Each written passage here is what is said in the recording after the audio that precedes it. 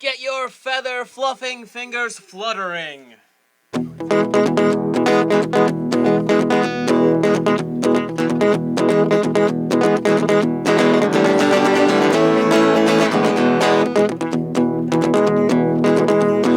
Come on, nerds, now gather round. There's a new podcast hitting town. Grab some cans here, nice and tall. Frosting cold, now slam them all. It's time for their two can rants. Gather round now, cause it's two can rants. We rant on comics and all that's cool pop culture stuff. We ain't no fools. Two beers in, you're hitting your stride. Crack some more, come fight me, guy. It's time for that two can rants.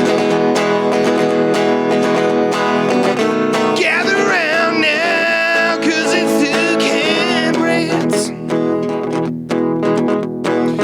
Y'all ready for another episode of Two Can Rant? Fuck yeah! Well, so are we.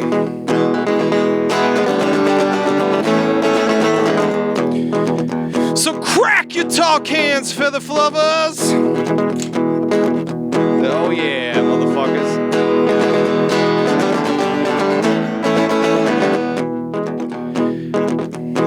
You can raise them up in the air, nice and high. Nice and high, high as the sky, high as a kite, high as however you are listening to this. Now the next line is usually wave them in the air like you just don't care, but that's not how we do it around here at the Two Can Rant HQ. Studio Stadium 2.0. So on the count of 4, feather fluffers. All you feather fluffers, tall cans, short cans, medium cans, all the cans you be shaking. Yeah, on the count of 4, we're gonna slam them. That's how we do it here. 1, 2, 1, 2, 3, 4.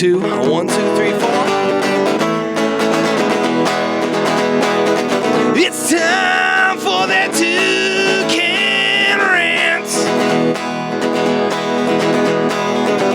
Gather round now, cause it's two can rants.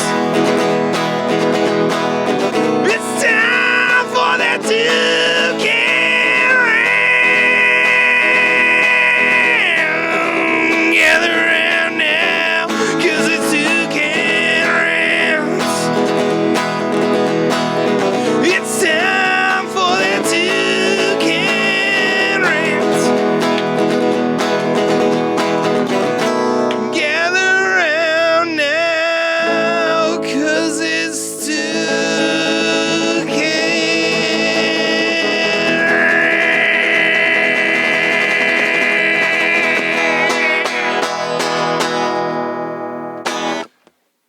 Well, we'll see if it sounds good. And so you've been recording this whole time? Yep. Oh, Yep. that was a very long interlude. Yep. All right. We'll do it proper. Welcome to Two Can Rant. We're just two toucans with two tall cans who can rock because we got two tall cans. I'm JD. Yeah, I'm Jim. That's cold.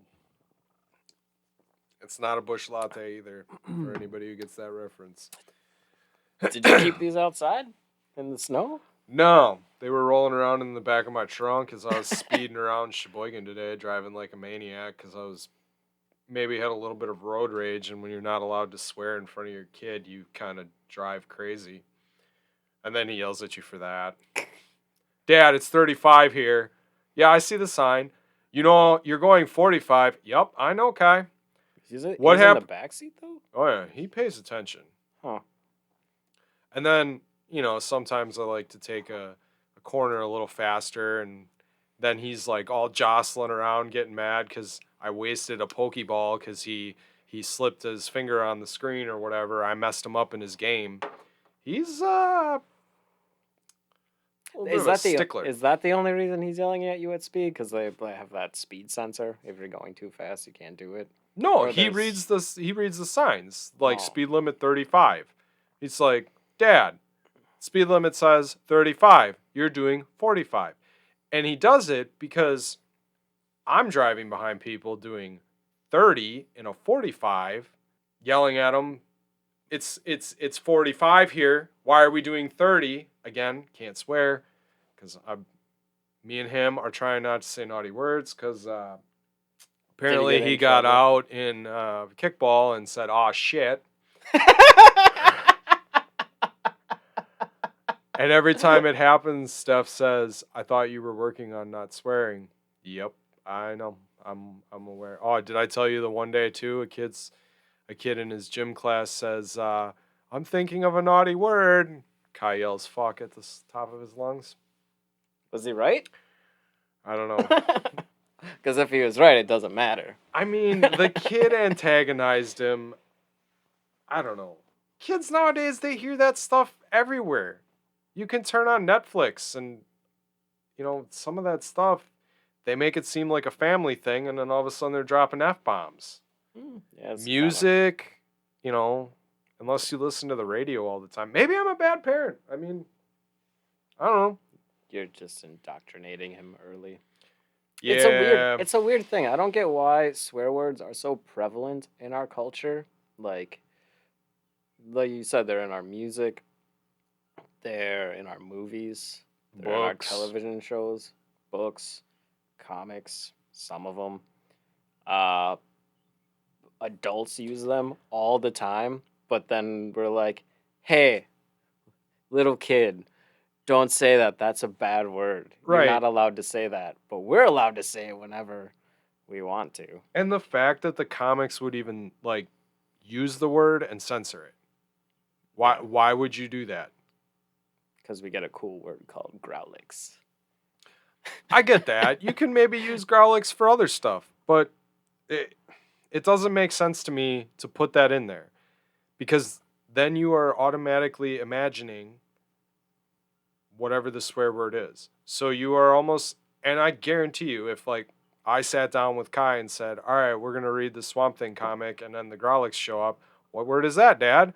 "Oh, that's a naughty word," and he would go, "Which one?" and probably list every form that he's heard come out of my mouth. Which again, I'm a bad parent, and yeah.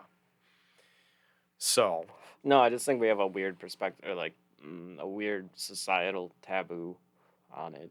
Like I think kids should just be allowed to swear. I think. I just heard about this cartoon over in Sweden about a guy with a really long dick, and he plays with his dick, and that's a thing that's okay over there. Yeah, And in American culture, I we're heard about appalled that. by that. You heard about that too? Yeah. It Swedish, I think, right? Yeah. I don't know. Somewhere over there. Yeah, then it's an okay. I didn't get too into it. Like I saw the controversy that this is okay in certain things, and then I saw the other reverse side. Like yeah, this is okay. It's actually teaching kids a good lesson or something. I don't know. I can't vouch for what the argument is or what the show is, and if it is or not good for children.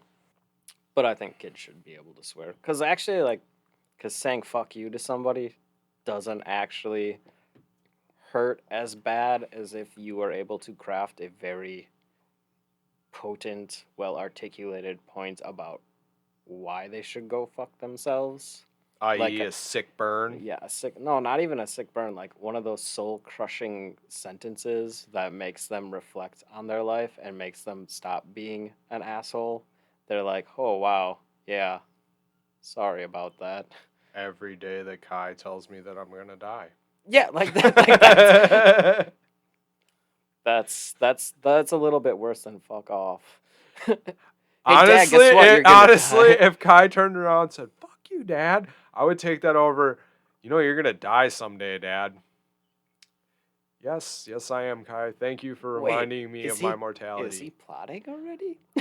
No, I think for him, one, he understands what death is, but I don't think he fully grasps it or understands how it could affect him. So he hasn't equated death as in it's not there anymore. Well, he has, but he because of it, because of the autism, he can't connect that to a feeling.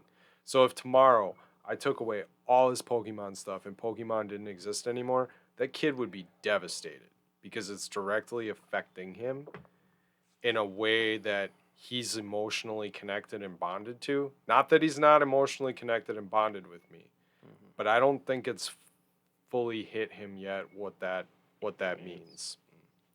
And he's been up until now, well, now he's been isolated from that. I've never taken him to a funeral or anything like that. He knows what they are, he knows about cemeteries, but it's hard for him to understand that. I think it's hard for any kid, Yeah, well, I think it's hard for any person, kind of too. but I could be screaming at Kai and he has to ask if I'm angry. Oh, So, like, he doesn't. Once he understands how you feel, he is the most empathetic little kid you will meet.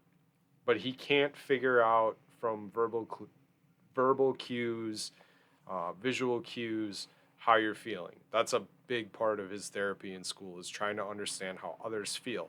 He can identify. He's a lot better now. He can identify when he's angry. He used to not even be able to do that. mm. He knew something was wrong. He knew he didn't feel good, and he'd act out or yell, scream, hit, do all this stuff. But for him to step back and say, "Whoa, I'm getting angry. I should do X, Y, and Z." Like that's the part. That's the missing piece with autism, at least for him, which they don't classify the kids anymore. But he's very, very strong Asperger's. Because he will go on and on and on and on and on and on and on about Pokemon, which maybe some of you people think I have Asperger's, how I go on and on and on and on about Swamp Thing. But I'll tell him, I get to a point where I'm sitting there, yep, all right, that's cool, buddy. Yep. And you, as a normal person who understands the verbal cues, would understand that I'm getting bored, annoyed, don't really care what you're saying. And for him, it's whatever. He just keeps going. And I think there's some naivety with that with kids in general, but for him, it's a lot worse. No, my niece was like that too. Like she really wanted to play the Mario Kart level with the lava, Mm-hmm. and like that's all she wanted to do. Like that's it. So like I had to like go do research on like how to like be able to play that one level, cause like I thought you had to do the Grand Prix thing, and it's the third map in some cup, Sure. and I was like, all right, I gotta get you to that level so you can Yep. play. She's like, Yep. I just want to play the lava level. I'm like, Right. yeah. I'm trying to get you there, Yep. but I want to play the lava level now. It's like it doesn't work like that, but it does actually work like that. I was gonna say, did Yeah. you figure it out? Yeah, I figured it out. You got to go to not time trial. There's Yep. like a computer versus mode Yep. thing that you can. Yeah, Yep. I was able to do that, and Then select your own track and yeah, just keep it. yeah. Yeah. Our 7-year-old had to figure that one out for us. Oh. Yeah. And then there's also the like, because she doesn't know how to fucking play video games, which is fine. She's like 3, 4. But like, she didn't grasp the concept of you had to hold the button to go. Oh, just hit it once, you're good. Yeah. And she was getting super frustrated. And then that's when I like figured out that there's like the auto drive. Oh, that's cool. I Yeah. didn't know about that. There's an auto drive and like auto like stay on the course thing. That I knew about. Yeah, so you just turn on those two things, and then she thinks she's. And like the AI for that for you is like I don't think you win, but you get like second, third. Oh, so it keeps them interested. Yeah, Dude, that's awesome. Good for Nintendo to build yeah, that in. Preventing kids or parents from pulling their hair out for years. yeah. No, I thought that was great too because I remember trying to play Mario Kart 64 with Evan and Owen didn't know how to play video games. Yeah. And so it was really frustrating for him Right. because he couldn't figure out how to turn around or stay on the course. Right. He knew what he had to do, but he just didn't understand how to make what he wanted happen in the game through a controller. Parenting tip for all the people out there with young kids just first playing video games. When they come up to you and say, "Do you want to play with me?" and they have yet to play that game at all, you say, "Nah, you go ahead and you play it for a while and figure it out, and then you can teach me how to do it." Obviously, I don't really need help figuring out a video game, but he needs to figure it out, or I'm gonna get super pissed at him getting angry at me in the game. And yeah, that's my pro tip right there. It's a pro gamer tip. Yeah, it's worked great. Got the kid Sonic Racing for Christmas. He loves it. Dad, do you want to play this with me? Why don't you play it and tell me about it first? And he goes to his room, and you hear him yelling and growling and getting upset. And then eventually he figures it out.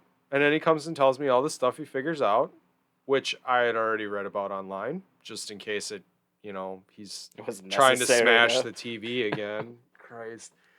That I did not teach him. I don't know where that came from, but I have never hit the TV. But It's because he's a true gamer. oh yeah, It's in his blood. hardcore. Yeah. But anyway, he comes and tells me all that, and then we play together, and it's an enjoyable time. And I kick his ass, just like it should. I actually felt bad about beating him in Pokemon today because that wasn't fun. Yeah, you can't let that get to you. He needs to lose. Yeah. Well, no, see, like card games, that's the thing about Pokemon that's kind of frustrating. It's usually like one person dominates. There Right. isn't that like in Magic where it's like down to the last wire. You're like both one hit away from it, and like you gotta Right. hopefully get the right card, or you got the right cards, but you're waiting for like the right event. In that game, it's like, oh yeah, this Pokemon is gonna be doing 180 damage every 2 turns. I gotta give him. Well, I've only had one Pokemon game like that, and that was yesterday. As I said earlier, he, I had him, and it came down to a coin flip. I give it to him. He was doing all this stuff, and he put this Pokemon out, and I asked him, "What are you doing?" "Don't worry about it, Dad. I got this."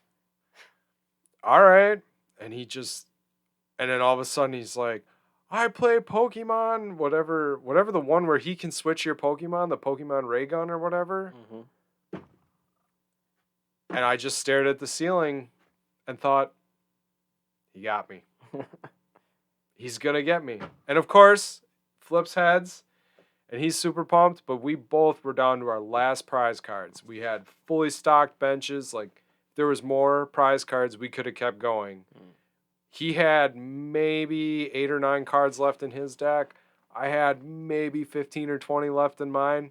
It came down to the wire. And it was a really good game. I'm glad he won, because I don't know if it was that close how he would have taken it. Because normally he just cleans house. Yeah. Nah, I'm acquainted with that. The Groudon, you gotta do the Groudon versus the Sirfetch'd. I think that's a pretty evenly matched deck. I don't know. It's hard. Yeah. Yeah. We'd have to check like what the year they came out with, because I was noticing like that one that I got was like 2016. Some of those Oh. other ones were like 17. I think some were 19, but that Surfetched one was 20. Oh, so it's pretty new. Yeah. Okay, that makes sense. I mean, as I said before, it's the same thing with the Magic cycles. If you're playing Ice Age versus a 2020 deck, there's no But way.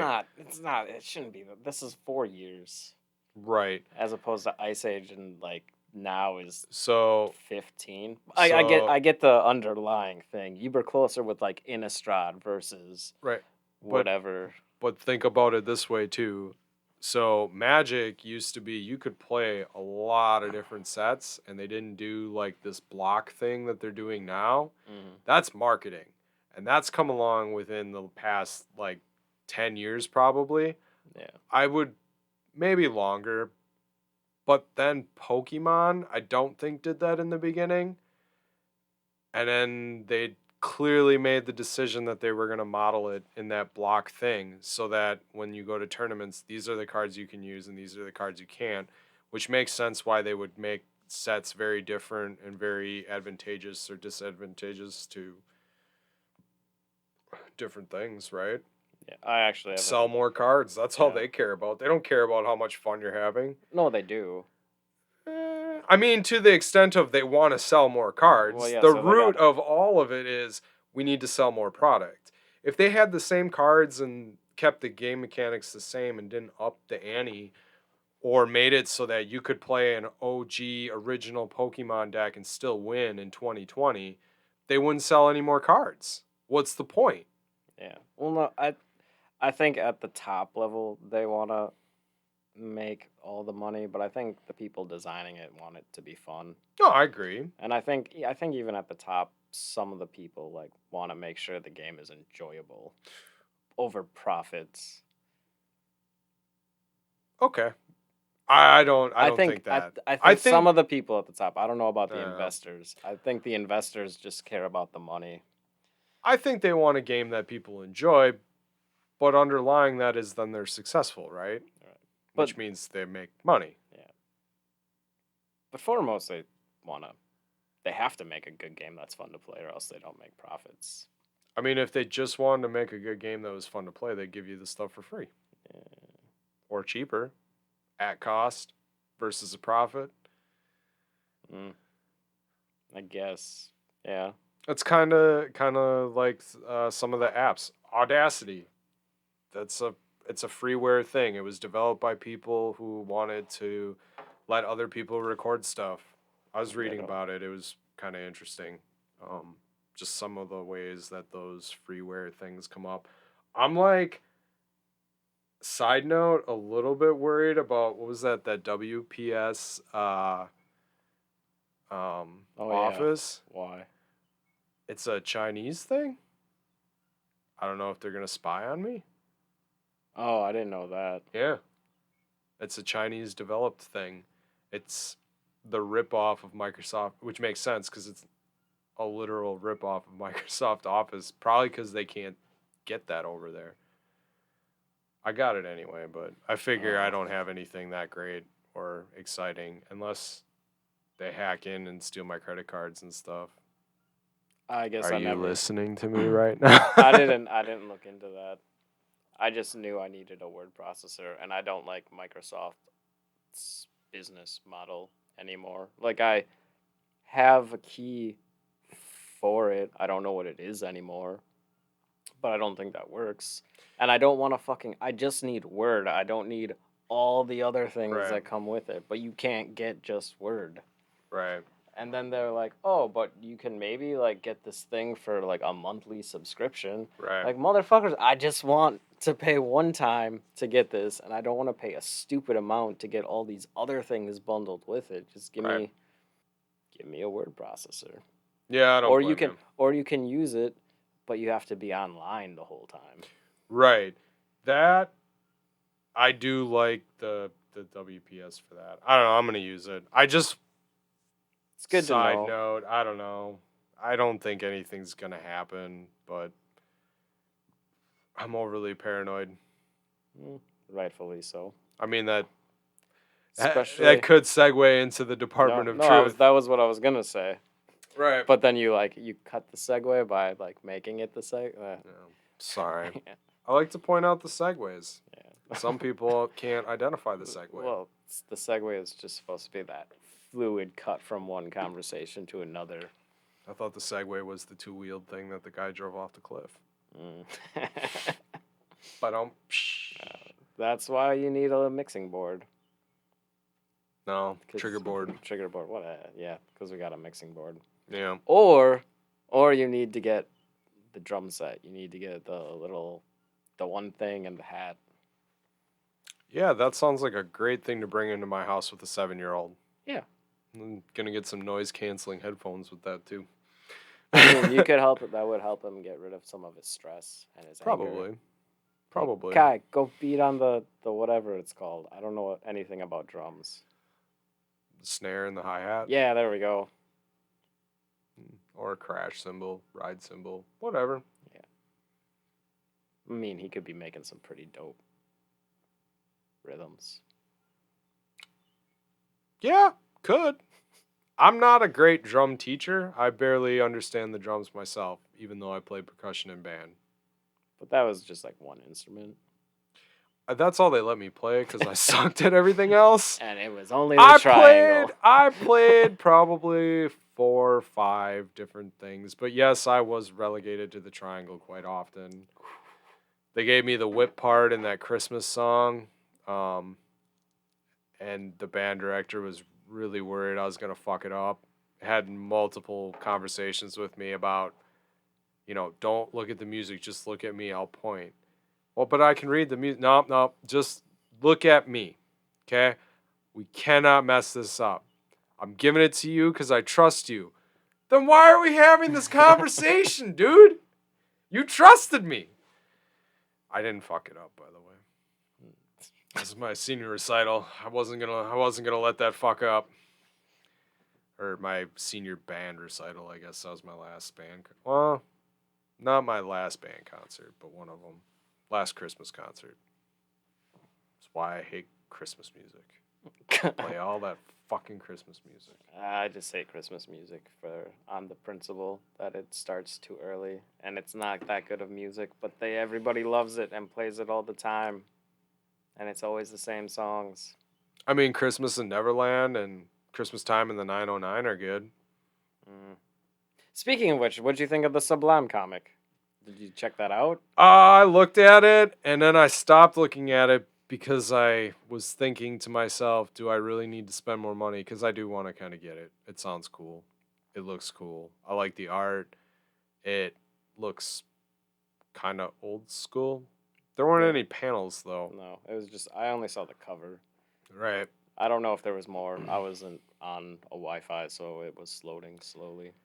That's my one frustration with preview stuff like that is you don't get to see the inside of the comic book. So the art, for example, the Magic covers, since we're talking about things that are new and upcoming, you look at them and the covers look really cool, but then you wonder, what does the inside look like? Because you can do super cool detailed art on the cover, but that's not going to follow all the way through the comic. Yeah.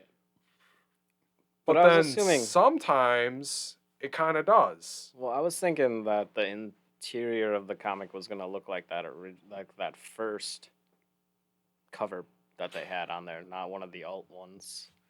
I can't remember what book it is, and I think you still have it, but that one done by that Juan Jose Rip and Warren Ellis, I think it's Black Summer. Yep. Okay. That is a good example of the cover art is fucking insane, and every fucking page is fucking insane. Like that Juan Jose Rip dude, just detailed to the max. The color guy probably hates him for it, because, dude, that. But then, too, that's more of a book. I was probably a monthly book as opposed to, or maybe even longer than that, as opposed to, the big two trying to pump something out. Because that was super disappointing for me in the Warhammer comic. The cover looks so cool. All the covers have been really cool, but they do it in a completely different art style than what's inside the book. And then inside the book, it kind of looks like a coloring book. I thought you dug the art. It grew on me to a point, but I almost dropped it again, except for the story is pretty cool. And they're dropping like some cool timeline type stuff, which is helping me understand other things in the Warhammer universe. They have another tangent. They have a whole line of Warhammer horror books. Really? Really. Oh, that sounds Black interesting. Library horror. And I think I need to check that out, because that seems kind of cool too. And they had that in another type of book that I did not realize they had, because I was so fixated on one series. That was my problem. But Warhammer is just rife with horror.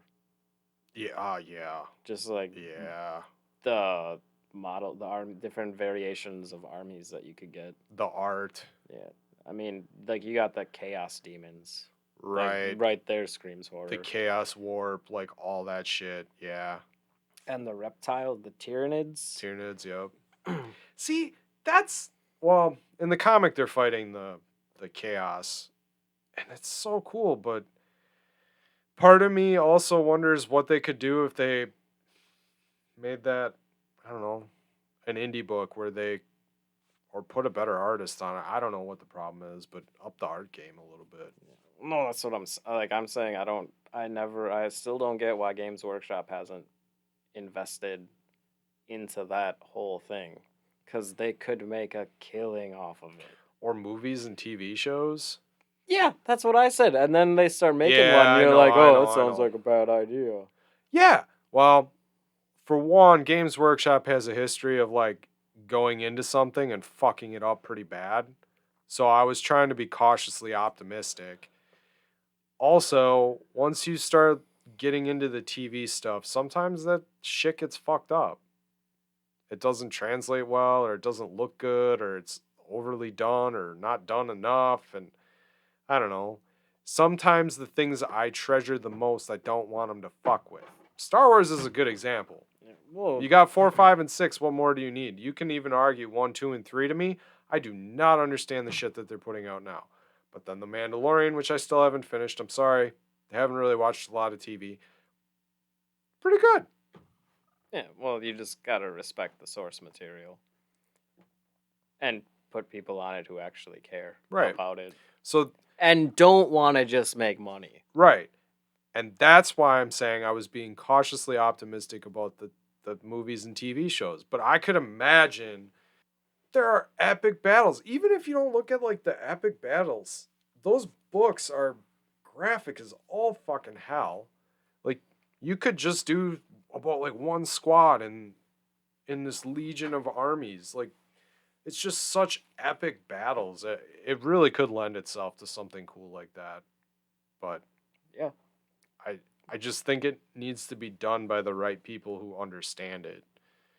And as you said, you get people in there that are in it for the money as opposed to the respecting the source material can kind of go sideways. Yeah. Well, that's like why Blizzard was back in the day.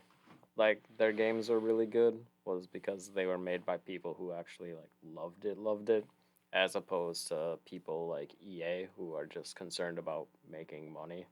But it's in the game. But then who was it? No, like Activision. Activision's games aren't that good because they only want to make the money. And then Activision acquired Blizzard, or Blizzard teamed up with Activision, and now their games are kind of money making schemes, and people are concerned about that. But Activision did do Tony Hawk. But that was the first ones were good, and Uh-huh. then they got Yeah. concerned about, Yeah. Money. and then Tony Hawk kind of disappeared from the gaming landscape until they went back and released the good ones when they were doing it for the passion. A lot of people say that Tony Hawk 4 sucks, but I still stand by that game. I loved that game. Yeah. I didn't think four. I thought four was the best. Yep. But now that they did everything in 4 in 1 and 2, I'm going to have to say the redid version of 1 and 2 are better. Because I can do all the stuff that I always wished I could have done.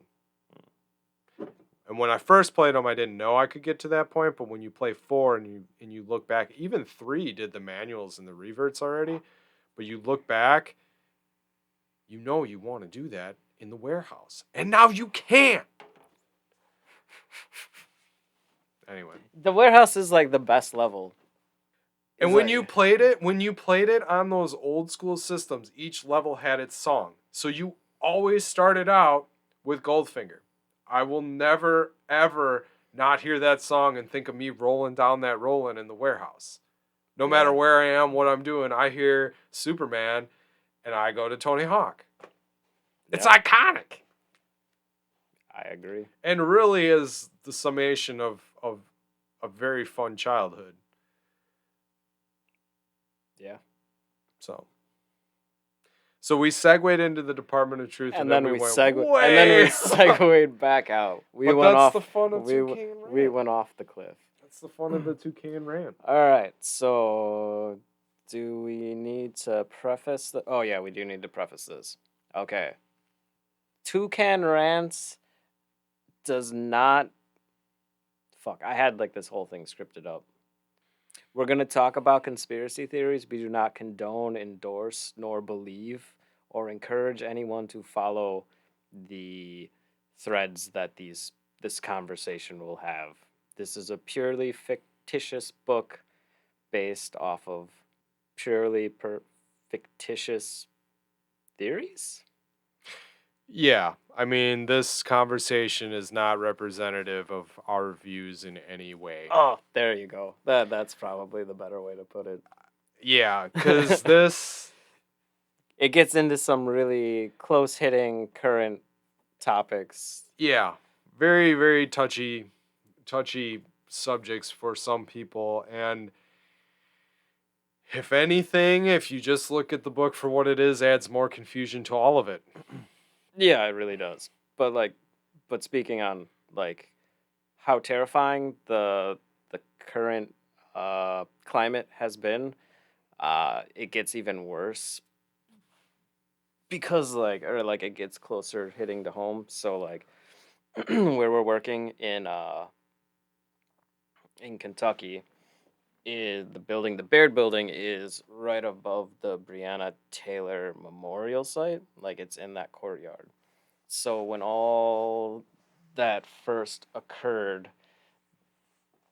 there were all those protests and riots, and they were all concentrated right there.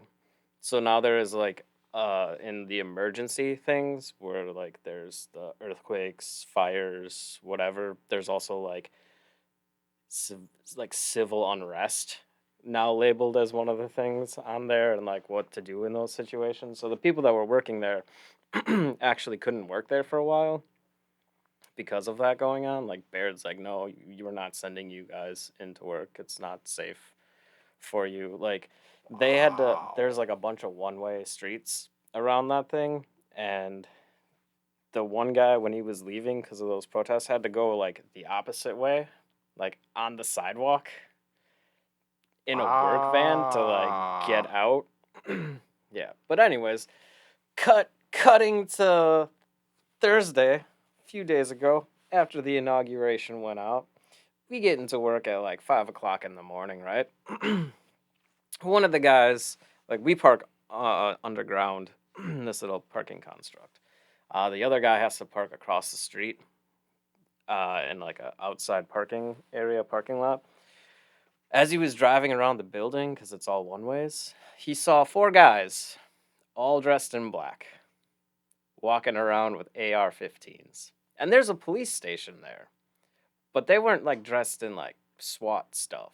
They were dressed in like civilian acquired stuff. Jesus Christ, And man. it was two white guys and two black guys, and they were all walking with purpose. And so, regardless of what affiliation they are, it's terrifying. Yeah, because you don't know what they're going to do. And if you're on the wrong side of them, like, Yeah. or if they just decide to pop off on the random person driving by at that point in time. Yeah. And oh then my God. And then it was like the conversation that was going on in the elevator and like around the work site was that there were these four people in downtown Louisville who are just walking the streets. They are 15s. Nobody knows what they were doing. And there's a cop station right there on the corner too. Like juxtaposed like the opposite corner of where the memorial is. Yeah. Jeez, Like man. Maybe we shouldn't talk about this. Like I heard that, I was like freaking out. I would be like, too. internally. Right. What if they walk into where you're working? Yeah, because it is a secure-ish building, but like it's only as secure as the people in front of it. And like, sure, they got key access shit so you can't get in, but I mean, you have a gun, you can shoot shit up. Bullets don't care about glass. Right. unless it's bulletproof glass, which you might not. I don't know, man. That, and then I'd even question that, dude. That's scary. Yeah. All right. So you So, still want to talk about this? oh yeah, that's fine. Holy fuck. Because you gotta enlighten me. Like the first time I read that, it was on a screen, and I was kind of tapped out after doing all the Spencer and Locke stuff that I had been doing, like thinking very analytically about that. And then after reading Swamp Thing, and then I got to this, and it's trying to be really smart. I don't know if it is being smart or if it's just a lot of words being said that ends up not saying anything, but I feel like it's saying something deep, but I couldn't deconstruct exactly what it was trying to. Okay. So, end of day, this is about the deep state and questioning the government. So you have those two guys in the beginning that are that get this letter from the Black Hat organization. Two journalists. Two journalists. Well, one's a journalist, one's maybe an editor. Yeah, of was it the New York Times or something like that? I don't know if they actually said what newspaper they were. Oh, They did. Washington Post. So it's the writer and the editor, and he gets an envelope that is laying out this conspiracy theory, which I don't know how deep we're gonna go into that. No, I we don't can go as deep. necessarily need to explain it, but he's starting to question the the how to say senders that. and like what their motives are for sending it. Yeah, but more or less how this could blow the lid off of government and show how the government is setting up and putting people into power, and if they don't like those people in power, they'll get rid of you. It's basically a shadow government, right? I didn't think that's what they were trying to figure out. I mean, that's basically deep state. That's what, like, They're not trying to figure it out. They're saying if they release this, that this would raise a lot of questions as to the intentions of the government, the US government, and what they're doing and how they're doing it. Because it lays out from a very early place that they essentially put Barack Obama in power for a reason, and that JFK was killed because, and the Kennedys were dealt with because they weren't pliable. They weren't playing ball. So you have that.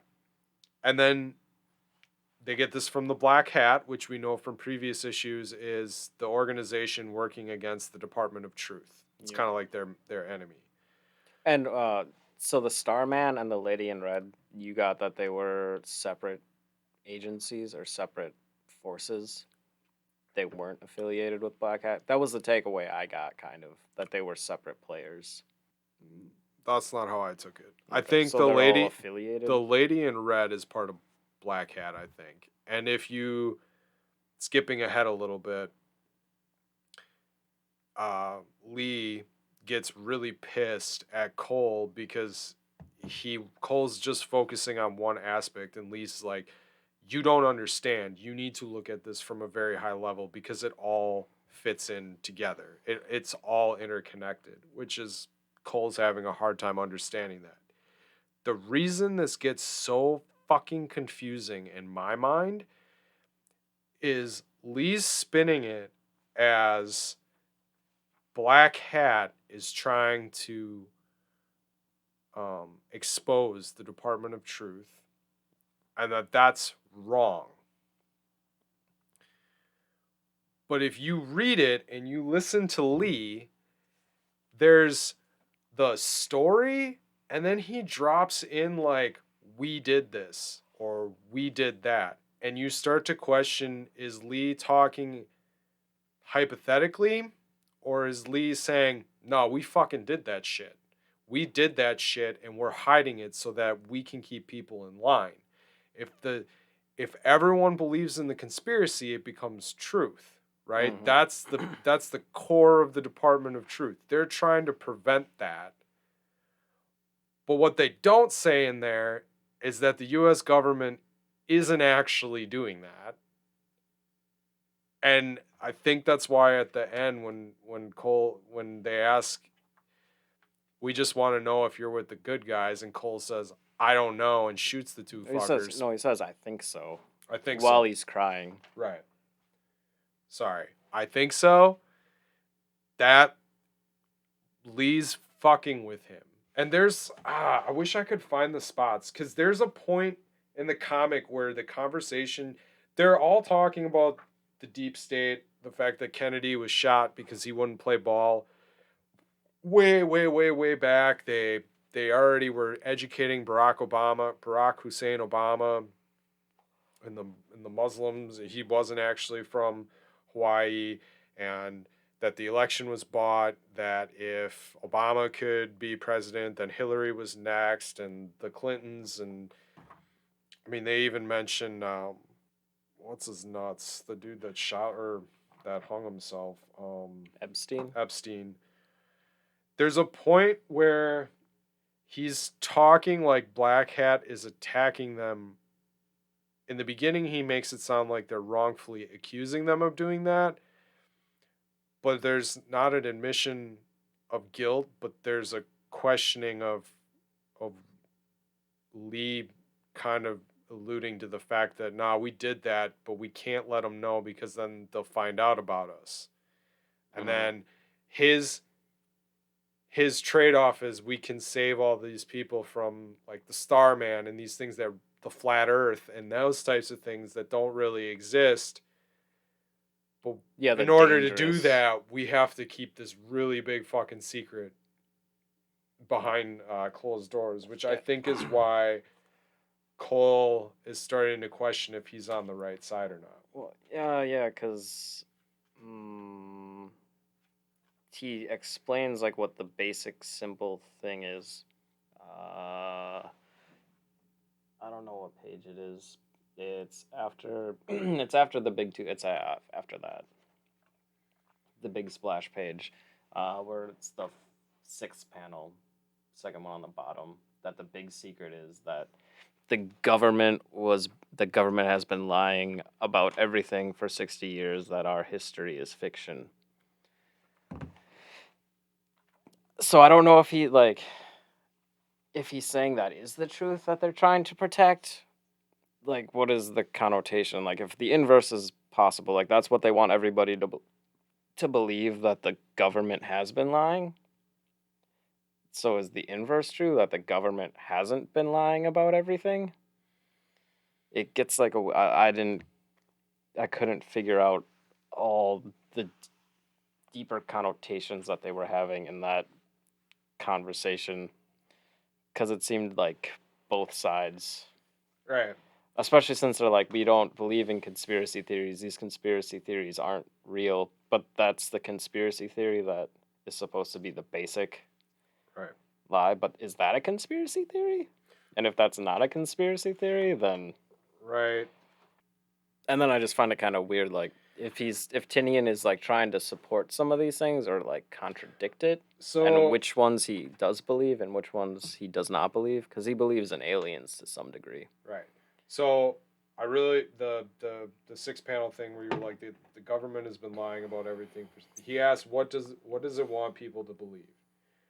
That the government has been lying about everything for 60 years. That our history is all fiction.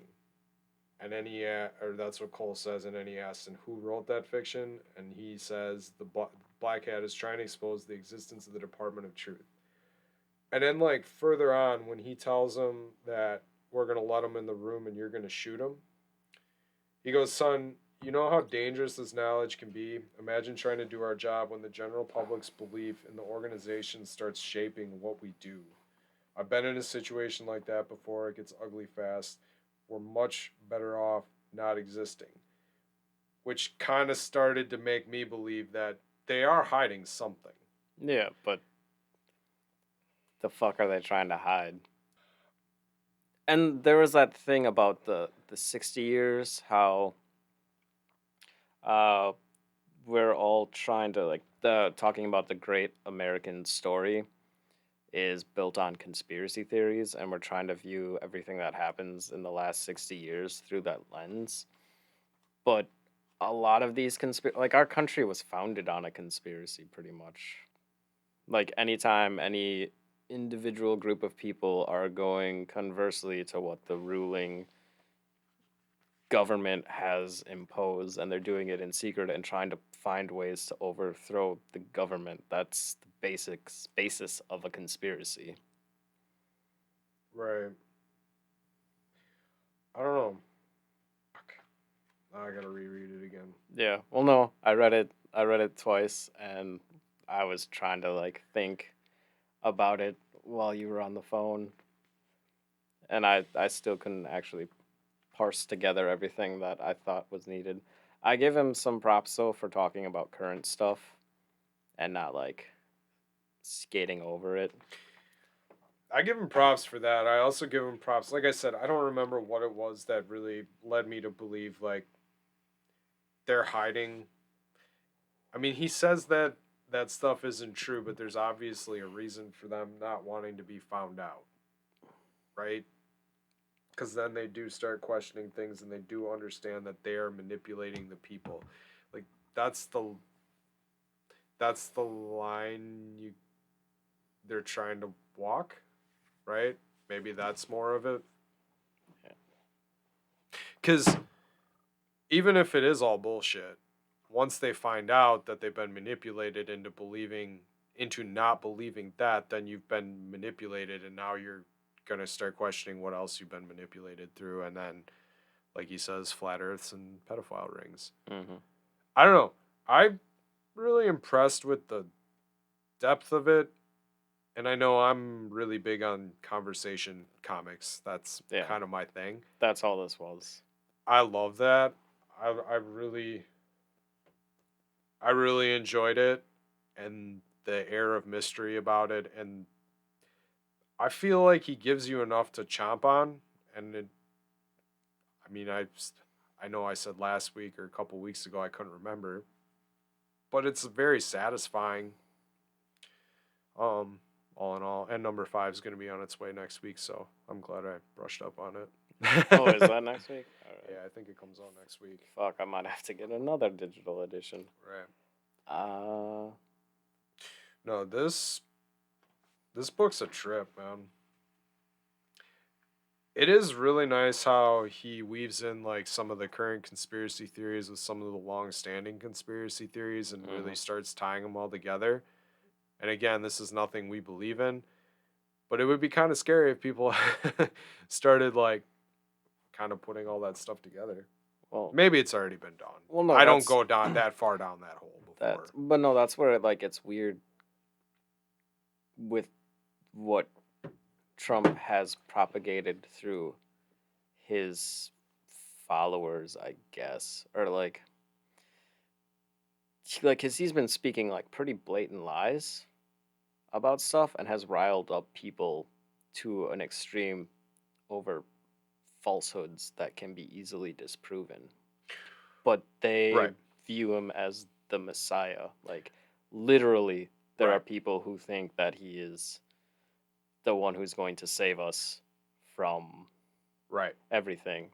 But he, in reality, is just a failed businessman who feeds off of praise. Yeah, I'm pretty sure I've said this before, and I don't really want to make any comments on political affiliations because I really don't feel that I have any. But the amount of distrust, unfounded distrust he has sown into America right now is really fucking scary. Now, I am Mr. Tinfoil Hat, and I do like aliens, and I love a good conspiracy theory. I think this book is fun, but I do feel I have a foot in reality and am not extreme in any way. But some of that stuff is pretty fucking scary. There is somebody I know who still believes that that election. There's a couple people I know that still believe that the election was rigged, and I don't understand how you can think that way when there's been countless investigations, and then and that the entire election was rigged. Maybe it was, but if they've been rigging elections, I'd like to think this isn't the first one they rigged, and they wouldn't be so dumb about fucking it up. Like, I don't know, I don't get it. A lot of the points that were made could be easily explained away, but then I'm told that those are fake news yeah, fake news agencies or bias news agencies. And then I go on the internet and I look at the bias of some of these things, and I think they're pretty down the middle. And you have, I mean, if I know two and everybody else knows a couple too, and pretty soon you got like a whole bunch of people, that's scary. Yeah. And yeah, that's scary. I mean, like we saw what it did at Right. at the Capitol. You saw what it did when you went to work one day. Yeah. I mean, that is scary shit that nobody should have to deal with. I mean, I thought we were civilized human beings. And I get protesting and I get doing some of these things. I'm not against that, but I don't understand the violence and again the distrust. And I guess we have a platform and we spew out information. Fortunately, we're having fun with comics and cards and video games and everything else that we like to do. But anybody can go on the internet and say anything, which has always been true. But people's ability to see through bullshit just seems to like have gone out the shitter. And I don't even think he was that good of a bullshitter. No. But no, that's what's interesting about their conversation in the beginning. That words need to be looked at for what they are, a dangerous weapon. Right. Yeah. I mean, the commentary on this is timely and spot on. I'm sure No. he did that on Yeah. purpose. Well, no, then it's super fun. Like if we go like super meta with this. Okay. So in that conversation that the journalist and the editor are having, they're talking about how like if even a fraction of this gets out and gets known, like it's gonna cause a bunch of problems. Mm-hmm. And Lee and I can't ever remember that guy, Cole. Yeah. No offense to him, but he's kind of a blanket character in my opinion. He doesn't have like a very good personality. Not yet. I'm hoping Yeah. we get there, but Yeah. yeah, I agree. He's the fish out of water everyman, so we have like a way to identify with it, but like he doesn't have he doesn't latch into your mind as like a character who resonates. He's not really doing anything right now No. either. Like For the being only a thing- quote unquote main character to be brought into the Department of Truth, he's just kind of a sideline character. yeah, it's really like the Lee show. Yeah. And like the other chick isn't like she has more character. The people on the computer had more character than him. They like Yeah, I can't stick remember out their more, names though. which maybe is important to I don't know. But they were even talking about like Lee talks about how dangerous it is if all this stuff gets out, and like at the end like they have to kill these guys because if even one of them gets drunk and starts talking about that, it's going to spread and spread and spread. So the cool meta thing about this is what if that actually is happening? Like by virtue of this book being out there, it's helping to propagate the entire conspiracy and Department of Truth. So this book is not actually sent by the Department of Truth. This is a black hat book.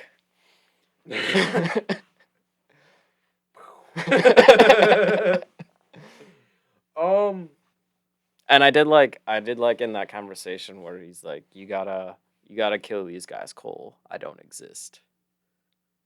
Oh, I missed Does that. he exist? Like, Oh, is this like all in his head? I don't know. Like he's so traumatized by the quote unquote Starman that he's like living out this spy.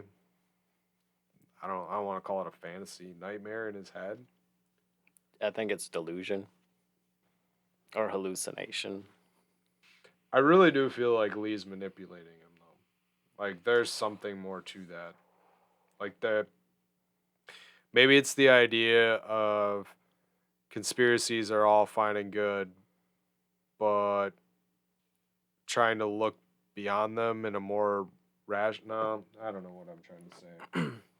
All right, but before we started recording, we were talking about looking at the way panels are laid out and the storytelling, or like the Right. way the story is conveyed through the panels. Right.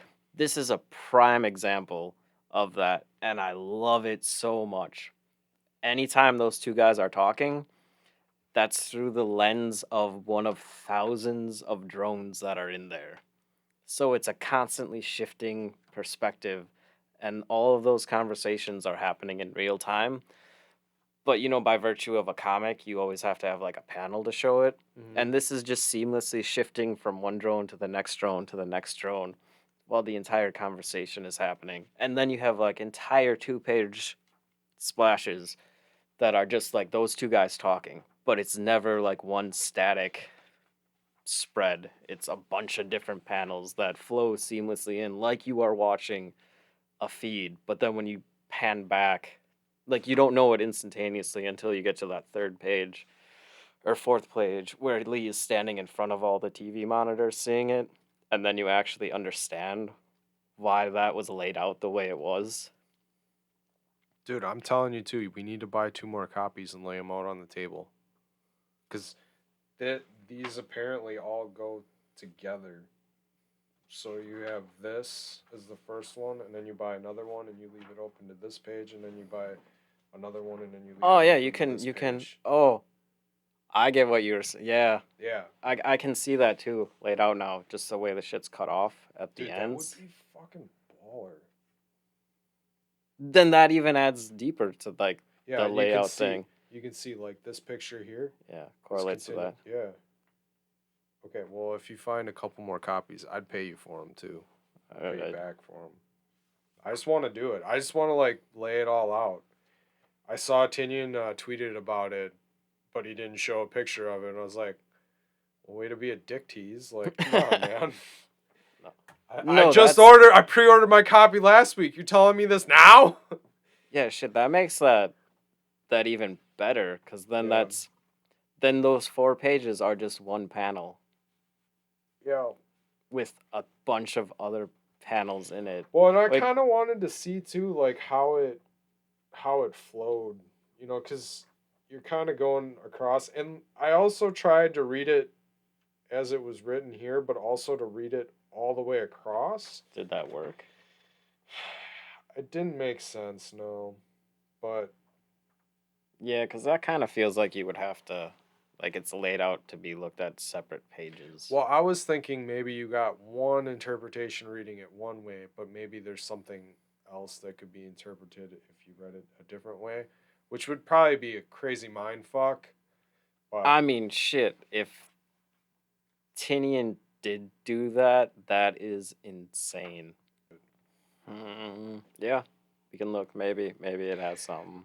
I'm glad you could put into words what I couldn't say, because I really liked these pages too. I thought the first 4 pages were fucking baller, and then to see Lee standing in front of the TV screens like that, I thought that was really cool. I could not put into why I liked it, but that's a really good point how that happens. Because yeah, in comics everything's very static, but this felt very fluid. Yeah. No, I'm sure that's like that would be an awesome like 4-page print to have, like just as one image. Maybe it works with the words, maybe it doesn't work with the words. Oh, But maybe just as like a standalone thing of Lee just standing there in front of all those, that would be pretty cool. maybe That's a I'll cool visual. maybe I'll buy 3 of them and mount them and frame them all together. I'm sure I could get more copies on Midtown. I'll have to see. Yeah, because don't you only need 2 more copies for that to work? Well, but I mean, if I wanted to frame it, I want one copy to read, because Oh. God knows I'm gonna have to reread this all Yeah. to fucking keep it all straight in my head. That's the one. Okay, so it's super good and it leaves you wanting more, but it's so confusing. You got to keep rereading everything. Because when I bought this one, I reread the first 3 again just so that I could keep it all straight in my head. And clearly that didn't work, because when I was talking to you, I'm like, wasn't the last one when Went to that one woman's house, and that wasn't it. No, yeah, I thought. No. Well, no, I was referring to this one as that, and this Oh. one is where Oh, right. things get super crazy. Yeah, because it went flat Earth, Satanic Panic, Right, Sandy Hook, right. The Sandy Hook one was the one I mixed up with this one. and this one is It all comes together. the One World. No, this is the Deep State, maybe. Yeah, deep state. The next one is the New World Order. And see, that's the other thing that I always think is kind of funny about like conspiracy theories is that it requires the government to be the most nefarious, well organized machine that does everything calculated, like down to the T, the most precise thing that nobody within the entire chain of communication would slip up, especially with what sort of like technology we have where shit gets leaked, can get stolen like really easily. So like these huge plans don't get unraveled instantaneously. Like you've seen multiple instances in like big companies already where somebody fucking forgets a flash drive like and they've got like weird ass porn on there along with like financial documents cuz they forgot their USB at a restaurant. And then, so that means our government has to like, or whoever the secret people running it, like have to like have all these safeguards to make sure that shit doesn't happen. Yet they can't come into agreement on how much money they should give their citizens to, live. And they can't figure out how to make all these systems that are actually important to work. And they like and everybody thinks that the government is incompetent. Yet at the same time, they think they're this like genius mastermind, this James Bond level villain. But Well, they're incompetent people too, just like everybody else. Like you can't have both dualities. right, but the best cover is having both dualities. And then there's the idea of misdirection. Maybe they wanted you to find that flash drive, so you looked over here while something else happened over here. Yeah, but that was just Randy Pitchford, the guy in charge of Borderlands 3. Like he had weird porn, I guess. I don't know. Okay, I just mean, But I get what you're sometimes saying. there's things that are planted for reasons. I don't know. I was watching the Spy Show today, this new Spy Show on Netflix. Again, Steph turns it on and it's like, I'm gonna look at my phone, and I'm sitting there trying to read. I'm doing one of these. Fuck, fuck, fuck it. I'll just watch this and I'll read this in a little while. Like, pisses me off. I'm holding a comic book. I forget that nobody can see me. I'm trying to read, but somebody turns something interesting on TV. I got sucked into Peaky Blinders for 3 fucking hours one day.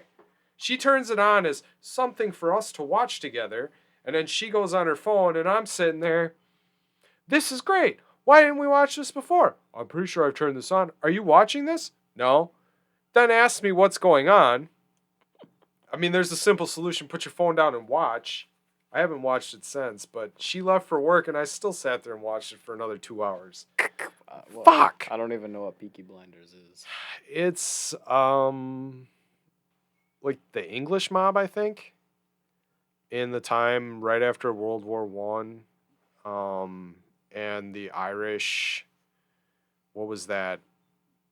The Irish were uprising with the unions and the factories and shit, and really threatening uh, London. I think they're in. I don't remember.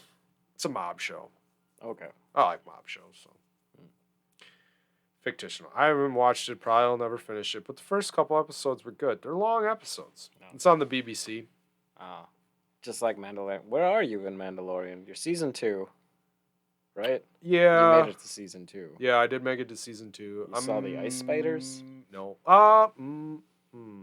Yes. Yeah. And the Tusken Raiders Okay. with the Kyrat Dragon Yeah, was that the was last the one. first. Oh, that's the first one? Kyrat Dragons were the first one. I think ice spiders are the second one. Oh, I thought ice spiders were first and then the the crate dragon. I always say Can Rant, but I guess it's crate. I think that's what they call it. Yeah. I don't know. Those are the two I probably watched. At least I thought the Crate Dragon one was the first one. I could be wrong. I only watched the shit once. Do you Okay. know what happens in like the end episode? Yeah, Luke Skywalker comes Okay. back. Yeah. Well, I heard about that. Okay. I was gonna say like that if you my parents didn't know about that, but I guess they don't like travel in the same web space that we do. I mean, I turned on a podcast probably the day after it came out, and they were talking about how they had watched it the night before and whether or not to give spoilers, and the guys gave spoiler alerts, turn it down or whatever. I'm not gonna do that. I don't got time for that. I'm driving. I quit caring about spoilers a long time ago. It doesn't really change anything for me. I can still enjoy it for what it is. I don't know how he comes back. I don't know. Seeing it visually, there's something about that. I mean, even reading a book that somebody's told me about, there's still excitement to it. Experiencing it for yourself, just because you know what happens, doesn't really change. They say he comes back. They don't talk about all the events that lead up to it. Well, like I would be disappointed if a Dresden Files book was ruined for me because of spoilers. Like fucking Butcher did anyways. I mean, you spoiled shit for me. Bastard. You told me that. You said something to me a couple times, and I said I have no idea what you're talking about. In Dresden Files, I tried every time. Yeah, no, you did. Like try you did. not to drop. You like, did, I but hope I didn't. I hope there I was didn't. a couple times you were like, "Oh yeah, I fucked up." Okay, it still was enjoyable as all fucking hell for me. That was the best read of the year for me. Yeah. And I'm putting that above the last Warhammer book. I'm just letting you know. That's probably number 2 and 3. And I'm counting them. Well, I'll put it as number 2. I'll count all the Dresden books. Like As one. that was probably the best read of the year for me. Yeah, it's like one of the best reads I've had. Yeah, it's a great series. It's hard to follow things up, but I've let it go and I've tried to enjoy other things. I know I made fun of you when you were talking about that after you read Dresden. You were having troubles finding another book because it didn't strike you the same way. And I don't know that I mocked you, but I didn't really understand it because I had also been reading the Warhammer books in between while we were waiting for peace talks and shit, which for me was fucking awesome. But then once I came off of the Battlegrounds and then I came off like all the shit, all those series, right? I had the Warhammer series that I'm pretty sure is done. Hopefully not, but they tied all the loose ends up and it's in a pretty neat little package right now. And Dresden, I gotta wait for the next book. I really crashed. It was hard for me to find something else to read. Yeah. Ha! Now you get it. Right. The Secret Machines book took me a while to get into, but I really, really, really, really liked that. And same with, then I came off that high and all the aliens and shit, and then I went into Ringworld, and that was the slowest fucking book to start ever. Painful. Almost gave up on it 3 times. But I'm really glad I didn't, because it was super fucking interesting about halfway through to the end. But it sucked slogging through that first like 150 pages. Yeah. It was interesting, just not exciting.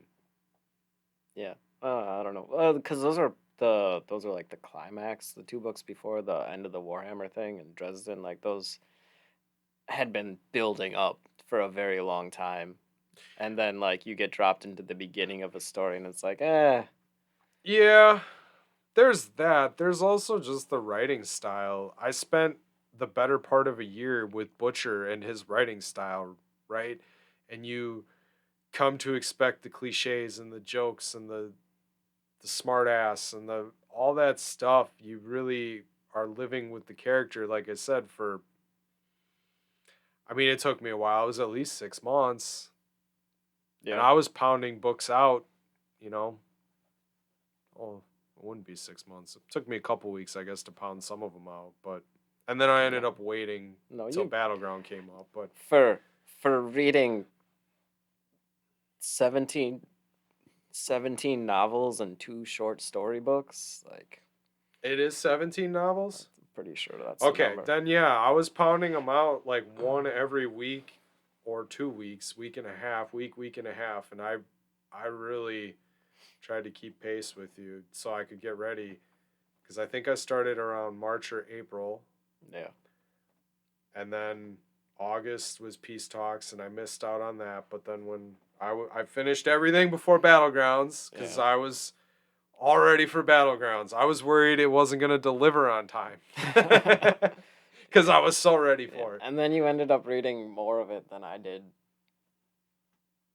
Did I finish before you or what? No, you didn't finish before me because I didn't have work the next day. But you, like, I couldn't start it. I don't know, because you got it delivered to your house, and I don't know. There was something you were able to get farther ahead in it than I was when I had to stop reading. And then Oh, the next day, all I did was I read that book. yeah, I don't remember what happened, but yeah, I had the fortunate, yeah. Yeah, you like got off work earlier or something, and you had it delivered to your house. Yep. And I had to wait until I was done with work, and then I had to drive an hour back home, and then I started it like, cause when I started it, you like were already like ahead of me, and I had asked you that, and I was like sending you like stuff, and you're like, oh yeah, that happens. Catch up, loser. I'm like, God damn it. That's because you had been doing that to me all summer. No, I know. It was fair. And then there was that one time I got quarantined for 3 or 4 days and I pounded through 2 books. No, it was, if there was one good thing for this year, it was getting to read that and finishing up some other really good books. Yeah. I told you would like that. I know. It just takes me, you told me about a lot of things. I'm sure I'm due to start reading or watching something pretty soon. Yeah, it's something that Takes I recommended. anywhere from 3 to 5 years, and Yeah, then well, no. I'll check it out. I can't even remember because it's probably definitely gonna be something I recommended like You know 5 what? years ago, and you'll be like, "Oh, hey, I started this thing." And you're gonna be like, "What the fuck? I told you that how long?" Yeah. Like But- Sandman. Yeah, that took me a long time. But motherfucker, I did watch Hellboy within 2 weeks of you telling me about it. Yeah, and So I'm getting better. Well, I get yeah. Well, that's because it was for the podcast. If I was like, "Hey, we have to talk Mandalorian for the podcast," I'm pretty sure you would find time to watch it. I don't know. You told me to watch that one Rick and Morty, and I've watched all. I should have just like popped it in and watched that episode. Mm-hmm. No, I was like, oh, I got time. I'll pop in the first DVD. I haven't gotten past the first DVD. I don't even know where I am. Well, that's pretty par for the course with that show. I mean, yeah, it's not like you have to watch them in order, but I just mean my TV watching is horrible. I really liked Peaky Blinders. I highly doubt I'm going to watch it again. It's not that I don't have the attention span, because I can give it my attention. I just want to read stuff. Hey, I read a really good comic this week too. Another really good comic. Okay. Yeah, it was really cool. It's by a guy I know. Which one? You. Yeah, no, which one did you read? I read The No Use for a Hero. Oh. I can't find my copy of that other one. It is down here somewhere. And I don't know where it is. It's in a box. I just got to find it. And as you've noticed, there's a lot of stuff missing. Yeah, it does seem like there was a chair And back there. there's new stuff, but there's also stuff missing. I'm trying to clean everything up. Even in there, I threw away a lot of my glass bottles that you helped me move that I really wanted. You fucking cunt! You are such a douchebag. That was the worst part of helping you move. Not the It's like, boxes of comics? no, fuck, comics are fine. Yeah, When there's I like wanted all those beer bottles. when there's that like was dumb. 50 crates I of beer may bottles, have gone and a you're little hoarder, okay? I'm sorry. like, we gotta move all of these because Yeah. we're gonna bottle. Like, okay, yeah. Yep. No, I know. Ugh. Okay, we can talk about it if you want. I gotta pee. Talk what? No use for a hero. Oh! I just mainly wanted to throw it in and be like, hey, I know a comic book guy. Oh, Sorry. okay. Beer break? I Alright. missed it. Wait, what? I missed the beer crack. It took a minute for it to Oh, go. it I'm was sorry. supposed to, you said, well, I can't uncrack the beer. Nope. Can't put it back in the can. No. Sorry. Someone will crack a beer here in a bit. So But we're it was back. supposed to be like the perfect comeback sound. I know. That's normally how we rock it. You know, I'm still a little new to the ones and twos over here. So give me a little time. We'll rock the ones and twos a little better next time. I don't know what that means, but okay. We'll rock it. Well, yeah, you're on the ones and twos. I don't know what that is. I don't know. It's like a radio thing, I think. Oh.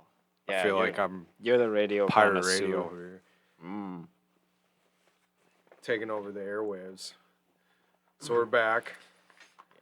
We were going to talk about something, and I don't remember what it was now. You said you read a really cool comic by somebody. Oh, yeah, that's right. We were talking about No Use for a Hero. And I never actually heard your take on it. Oh, okay. You want my take? It's really dark. Yeah. And a lot darker than the other one I read. Did I? Yeah. All that time ago. It was really cool. I really, really enjoyed your biblical verses in the beginning, along with the Stephen King quote. I really liked the dust to dust at the end of the second one. I really liked the art and the contrast of the lights and darks. And you had color too. I'm sorry. I'm trying to I had bring it color up in there? here. Maybe you didn't have color. I know, like the title. The title page. Like, Oh no, it was the cover page. no the black and white. I really liked, and I liked the panels on the black background. Or is it background or in between? Yeah. It really Gutters. it really made things pop off the page. The Angels Are Slaves page and that blurred image is fucking creepy as hell and really Yeah, I did that with charcoal. really made my skin crawl, which was fucking cool, especially considering that demon guy in their conversation, he's like, remember Cain, angels are slaves, and he's like freaked out by it, and I had the same reaction. And I was reading it in my picture viewer, so I wasn't expecting it when I turned the page. Oh, nice. Yeah, so you got some good page turns. Wait, I really it's enjoyed. a picture? It can go picture to picture? Not picture to picture, but like page to page. Oh. So like, it doesn't lay out side by side. I don't know where it lands, if it lands on a page turn, because all I see is just a single page at a time. Top left? Is it It's top? just like this. No, that page, that panel. Yeah, I'm pretty sure that's the top of a page. Yeah. I think. What's it numbered? Let's see here. I'd have to count. It's 8. Oh, sorry, 16. Yeah, that would be the left page. Yeah. No, that's really like a key thing I try to focus on is those page turns. Right. And I wanted to bring that up because of how important they are to you and how many times you've brought that up to me and the page turns and the 2 splash pages. I don't know if you had any 2 splash pages. Clearly, yeah. No, but they show up as one for me. Yeah. So okay, yep. So that works. Like those were really cool too. The bear. Yeah. That's a 2-page. Yep. That's right. Yep. When she shoots herself, that's a page. I'm blown away by the detail. Mm. And you can take it for what it's worth, but like, or be like, I'm being dumb. But the amount of detail in this just boggled my mind. I don't want to say like what my expectations were because again, I've told you I was like blown away by your art. Oh, fuck that page too. Her fucking sitting on the bed. That's a page turn. Oh man. Um, and I think they're called screen tones. Like your screen tones are super cool too. I also love the detail of the cigarette, just like the little details. And again, I know it's just the words here, but all these quotes from the Bible, and then the last one being Stephen King's Dark Tower, and not knowing anything about this comic because I know you've talked about it in the past and you've told me about it, and I've never actually seen it. The novel. Oh, this No, comic. this comic, Oh. right? And not knowing, like, that really fucking set the stage for what was to come. I very much enjoyed that. It's weird interviewing a comic book creator right now. I'm trying to think of things, smart things that the comic book creator would ask. I actually gotta like get reading again, weird shit, or find more quotes because I don't think I had any for the next one. Like I just found out what the title of the next chapter was. It's called Angel Fuck. I mean, you could put that one in there. I mean, that would be. Well, it's like fitting. the Misfit song. Yep. No, that's what I'm saying. That would Yeah. be type fitting if you use that. I don't know what the lyrics are. It's like Other than a little whole angel. lot of angel fucks. It's like little angel fuck. It's a shame your luck is so poor today, little angel fuck. Did you like the times that I promised you? Open wounds on your brow, little angel in red. She's not loving you anymore. Little angel Alright, fuck. I seen you that going fits. down on a fire plug. Little angel fuck. Um, Times for everyone, or dies for everyone. I'm a little mad. There's not a cover for the second issue. Maybe like an alternate. You know, I don't know. Just Well, saying. Just kidding. Like the idea was to like make it a graphic Oh, novel. oh, okay, got it. So I did not realize that some of those things were in the Bible, by the way, too. So again, that was interesting. Um, you draw naked women really well. I'll give you that. Fuck this too. Her blowing her fucking brains out, man. And him, just fucking wide-eyed in the shell. Um, I can't say I 100% know everything going on in the story. I feel like I need more, other than he's battling with the demon, and she is haunting him, but kind of helping him in some aspects. Him biting down on the gun was a fucking. Do I have words on the gun? There's supposed to be words. It looks camouflaged. Yeah. No, there were words on it because the story has gone through different phases. I think it says blasphemy on one side and 4 pigs on the other. 4 pigs? Yeah. As in the number 4? Yeah. Okay. I don't get the 4 pigs. Cause like in the earlier story, he like gets stopped by some police Oh, officers. okay. Got it. Like the Reverend Bleed was a police officer in like the first draft, I guess. I really like the bang with him shooting through the door too. That was fucking cool. Your demons are, yeah, they're scary. Sorry, I'm reliving this again. I was disturbed. I don't know if that's what I was supposed to feel. Not like disturbed, but like it's a horror type thing. Horror manga, right? You're going for manga or comic? Yeah. Manga. Oh, it's more manga, but manga style, but it's a comic because it's not reading right to left, and it's not made in Japan, so it doesn't fall under the classification of manga.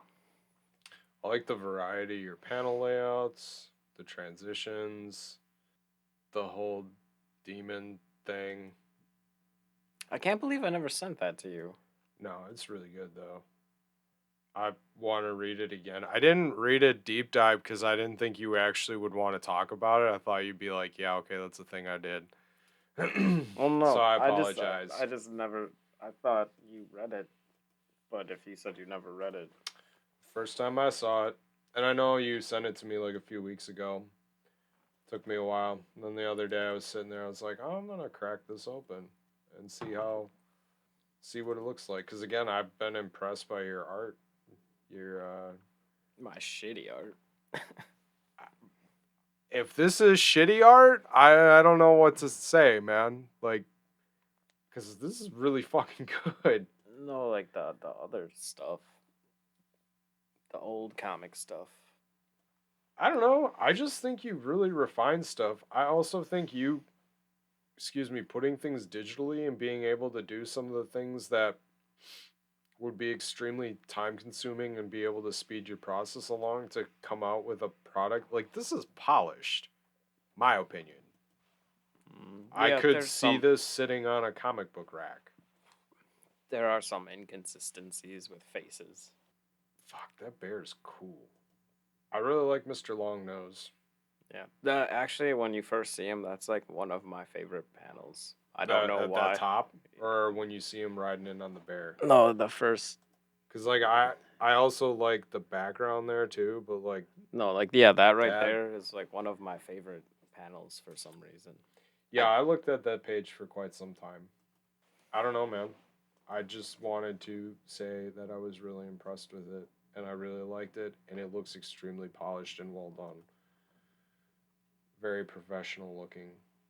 Okay, well, let's see if I can get the next chapters to look even better.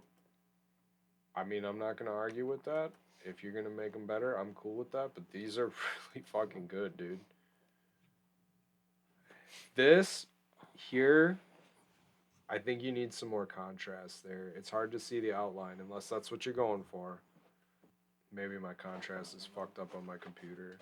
It's just kind of hard to see. Like, you see a little bit. I guess you see the outline. I don't know. If you make it brighter, does it work? I don't know how to do that.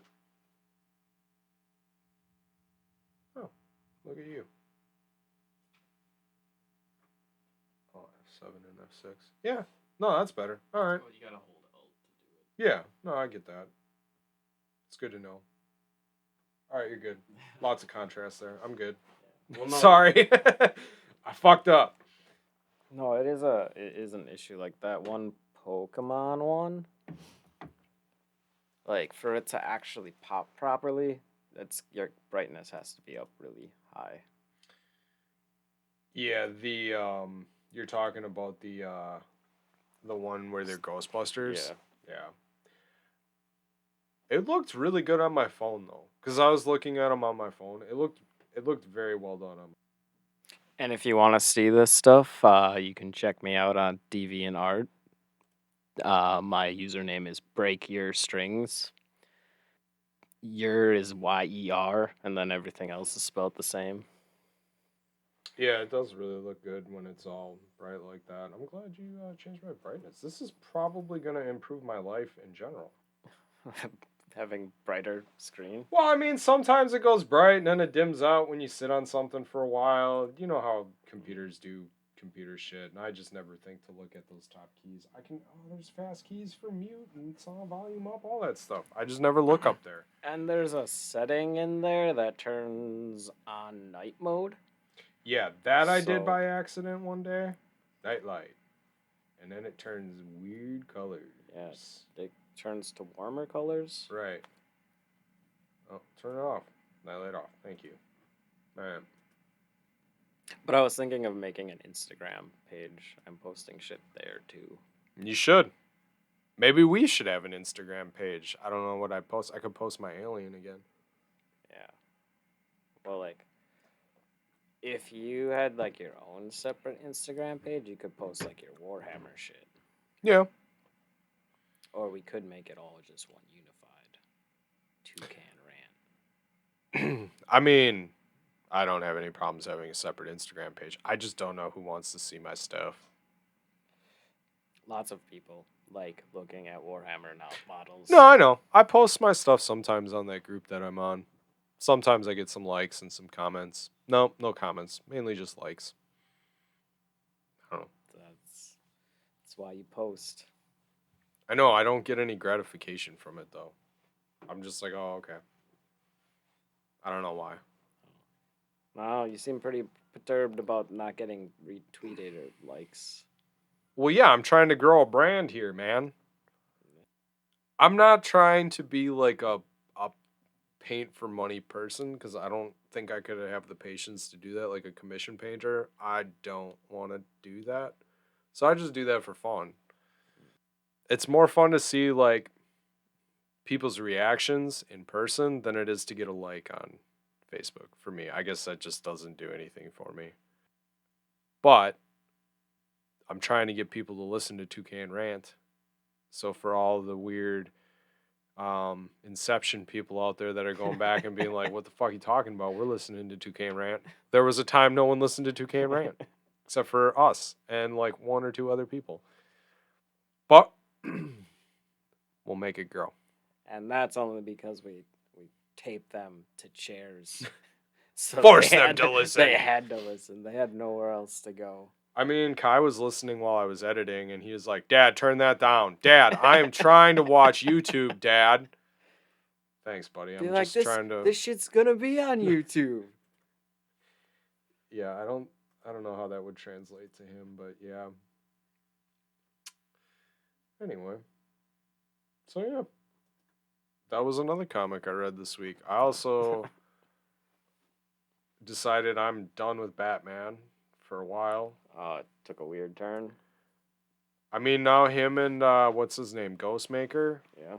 Yeah, they're gonna fight crime together, like they're buddies now, in like all of 2 pages. They just became friends. All was squashed. Besties. What was the turning point? What Oh happened? well, what's that little fucker who the clown killer? Yeah, he's about to kill Harley, and Batman's like, "No, don't do that. You don't want to do that." And then Batman throws a batarang to Harley, and she blocks him. And then she tells him to listen, the clown killer, and she bares her soul and talks about how she once was oppressed and was trying to seek power and recognition through a really evil guy. And now she's just trying to be the best person ever because she realizes how wrong she is. And Clown Killer walks away. And then Batman and Ghostmaker go and make out in a corner. And they're best friends. And they're going to fight crime in Gotham together. I mean, maybe I made it a little bit up, but no, I'm not kidding. Like, that was the turning thing. Batman didn't do shit other than stop Clown Killer from killing Harley, and then Harley convinced him to walk away. And then Ghostmaker talks about how he. Bruce didn't really prove anything to him, and it doesn't really matter. He could have killed him and blah blah blah bullshit. And then they decide they're gonna work together in Gotham. And I closed the book and I said, "Oh fuck this." I think your version is better. Dumb as fuck. It's just that's when I realized that yeah, there's good Batman stories that I really liked. I still stand by Snyder's run, and I enjoyed Tom King's run, even though there's a lot of haters. And then I look back and I think, maybe those runs weren't as good as I thought they were, and those were just like some of the first Batmans I was reading. Because somebody was like, "This is really good. You should check this out." Because it was really good. And then I'm gonna bail on it. That was only death metal. Yeah, you did keep up with Batman for a while, but you've been saying for a while it's kind of gone to a weird place. And while I respect them trying to keep things new and fresh and different and bring in new readers and try to appeal to a mass crowd, it's just not for me anymore. Well, I didn't really have an issue with Tinian's run of Batman. It was just I got superheroed out. Yeah. And when I closed the book and I really started thinking about it and I collected my comics to take them back upstairs, I decided I'm really an anti-hero guy. Yeah. And I just the superhero shtick just gets it's fun. Cause I read the Future State Justice League book because the last half is Justice League Dark, which is really fucking cool, by the way. No. But the first Justice League part it seems like the same shtick and just a different thing. And I respect it and I get it. I just don't want it anymore. I'd rather have it end on a sour note or end up all fucked up or end up where they kind of saved the day, but some people died and along the way. There were sacrifices made. And I think they try to make that with the superheroes, but then they reboot everything or the good outweighs the bad. And sometimes that's just not the way the real world is. And while that may be comforting to some people, I just don't care. Hmm. I think that's where I'm finally to the point where I just want to read some fucked up sci fi shit or some fucked up fantasy shit or some fucked up shit. And I'm good with that. Oh, I can give you fucked up shit. I know. Well, you're fucked up like the ice cream man. That went a little too fucked up for me. I still am gonna finish it. Oh, you It's gotta on finish my it. list. I read the first four, and then somebody said that, or three. I don't Yeah. know. How many are there? I don't know how many you have. I read I all don't but either. one, and then I gave them some of them back to you, except for the one. And somebody mentioned that she would like to read them, and she read maybe one, and said she'd read the rest, and never did, which is fine. Yeah. But I'll finish it up and get it back to you. But I picked up a book. I believe it's called Space Bastards by Humanoids, and it's about this postal service where they go and they try to pick up a package and deliver it, and the more times it changes hands, the higher the price, the more fees the people paying to deliver the package pay, and it's like no holds bar slugfest. You can kill, you can maim people, you can do fucked up shit. It was fucking awesome. And I want to say that thing was thick. That was probably like 30, 40 pages. No ads, all high collar glossy paper, and I don't think I paid more than I did for any other indie comic. Huh. So I just think I'm done with superheroes for right now. Except Swampy. Yeah, he falls into that weird. Gray space. Yeah, I mean, he is a superhero in some aspects. He's not an anti hero, I don't think. No. Not like Constantine is. But he's not really a. I mean, they paint him in a superhero type thing once in a while, but he's more like an adventurer. I mean, kinda. Yeah. I don't know what you would classify him as. I mean, he's trying to save Abby. I mean, if you look at the saga of Swamp Thing, he travels to hell, he goes to different planets, he does all sorts of crazy shit. John Constantine uses John Constantine's body to conceive a child with Abby. There's just all sorts of weird shit. That's a weird. That comes up a lot too. They really have stuck to canon on that one. That's come up a couple times in some of the newer stuff I've read. Even like Justice League Dark. I And remember them mentioning it then there. I feel like they mentioned it in Death Metal too. I don't know that for a fact, but it comes up a lot. So All right, so you're done with the mainstream comics. How do you feel about manga? I don't know. What did you think of Drifting Dragons? Well, I told you it was like one of the greatest things I've read, and the art is beautiful beyond belief. You said that you hadn't read it yet, but you picked it up the last time we talked. You held them up on the camera. Oh no, but then when I told you to get it, I had read it. That's why I told you to get it. So when are you going to bail on this one? Uh, I'm just kidding. I've I'm just kidding. I've got the next two. And Yeah. I'm probably gonna see if they have it at Barnes and Nobles tomorrow. There's like 9 of them, right? Yeah. And I heard people complain about it, like the Netflix show, which I'm interested to hear because I didn't watch the show. I didn't know if you were watching it, and I just assumed you weren't gonna watch it. I mean, I was drunk, but I did watch it.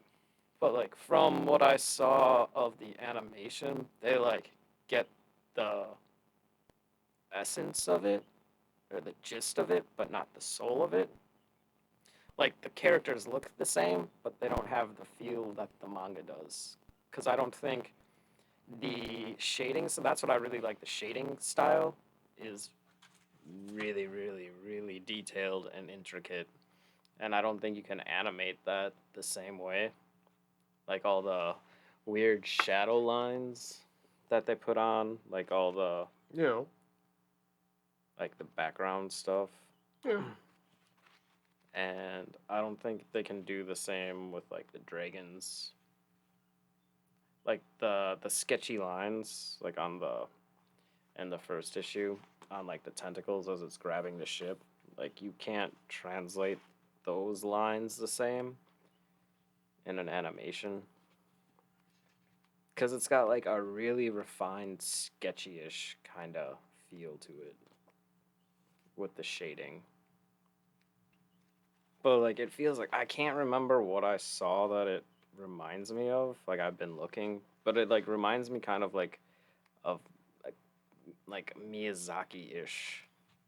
I don't know what that is. That's the Studio Ghibli, the Oh, guy okay. who did Totoro, Princess Mononoke, Yeah.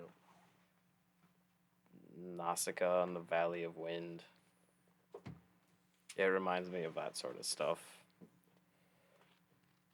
I don't know, and like people were complaining because it doesn't have a plot,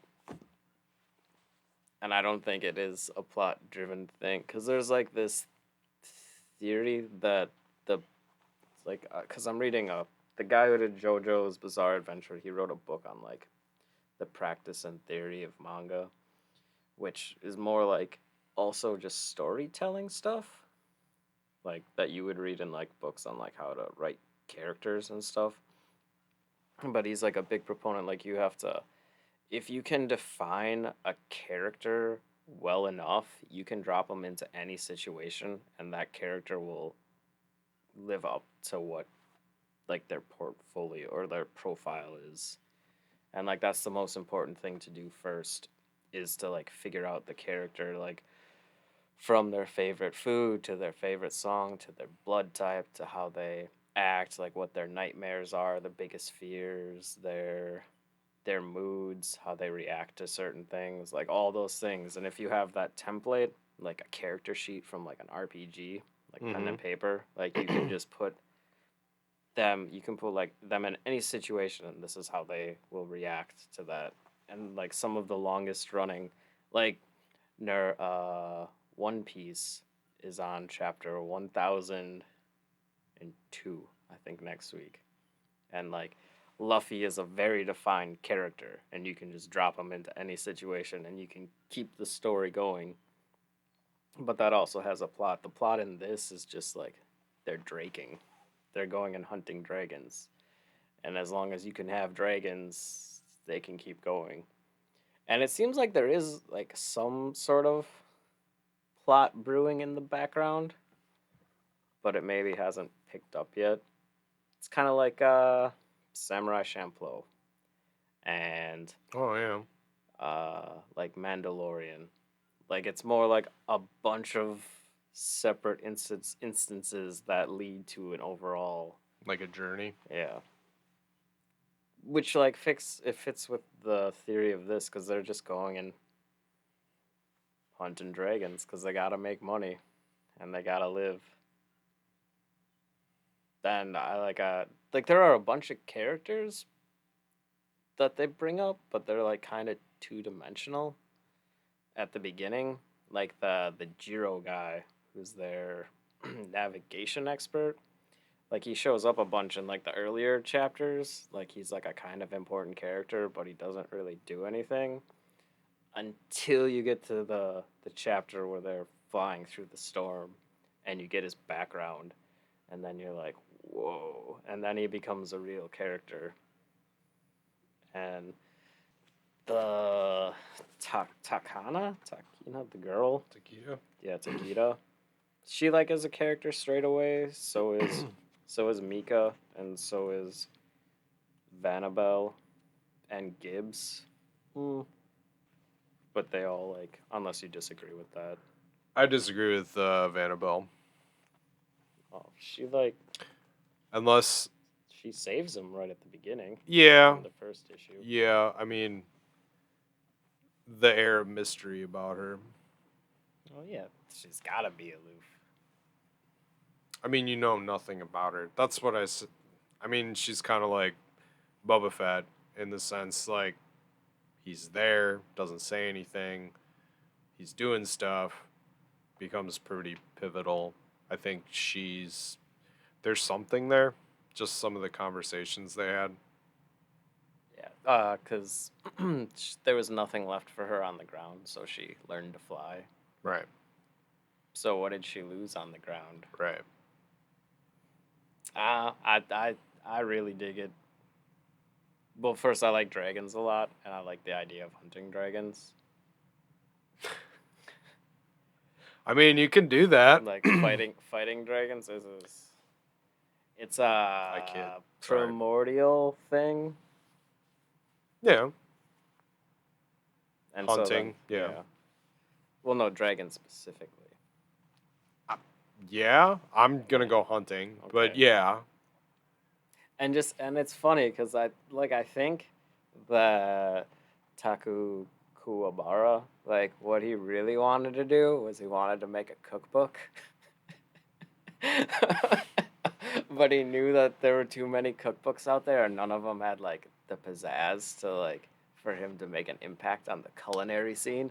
So he just decided to like preface it with like or like put it inside of this whole like dragon hunting thing because he's got these dank ass recipes that he wants to share with the world. Yeah, but where are you gonna get 300 grams of dragon meat? But you can substitute any meat you want in that. That's true. Should we do that like a cooking night? I mean, we could. We got the recipe and the instructions how to make it. That's true. And I really like how every chapter ends with, well, like pretty much every chapter ends with them eating.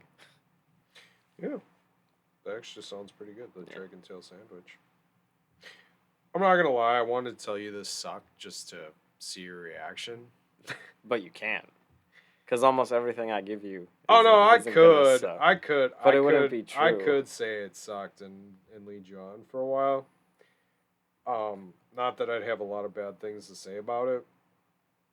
Um, so like you didn't mention it, but I like the bigger size, especially for something as detailed as this. I think the smaller size manga would not be great. And if Is they it? ever did like the oh yeah, this is a little bigger, Yeah, I guess it is. a little Yeah. bit. So Kodansha Comics, I like that. Thank you. Well, that's only this one because their other books are the same size as all the other stuff. So the 2 and 3 aren't this size? No, they're this size.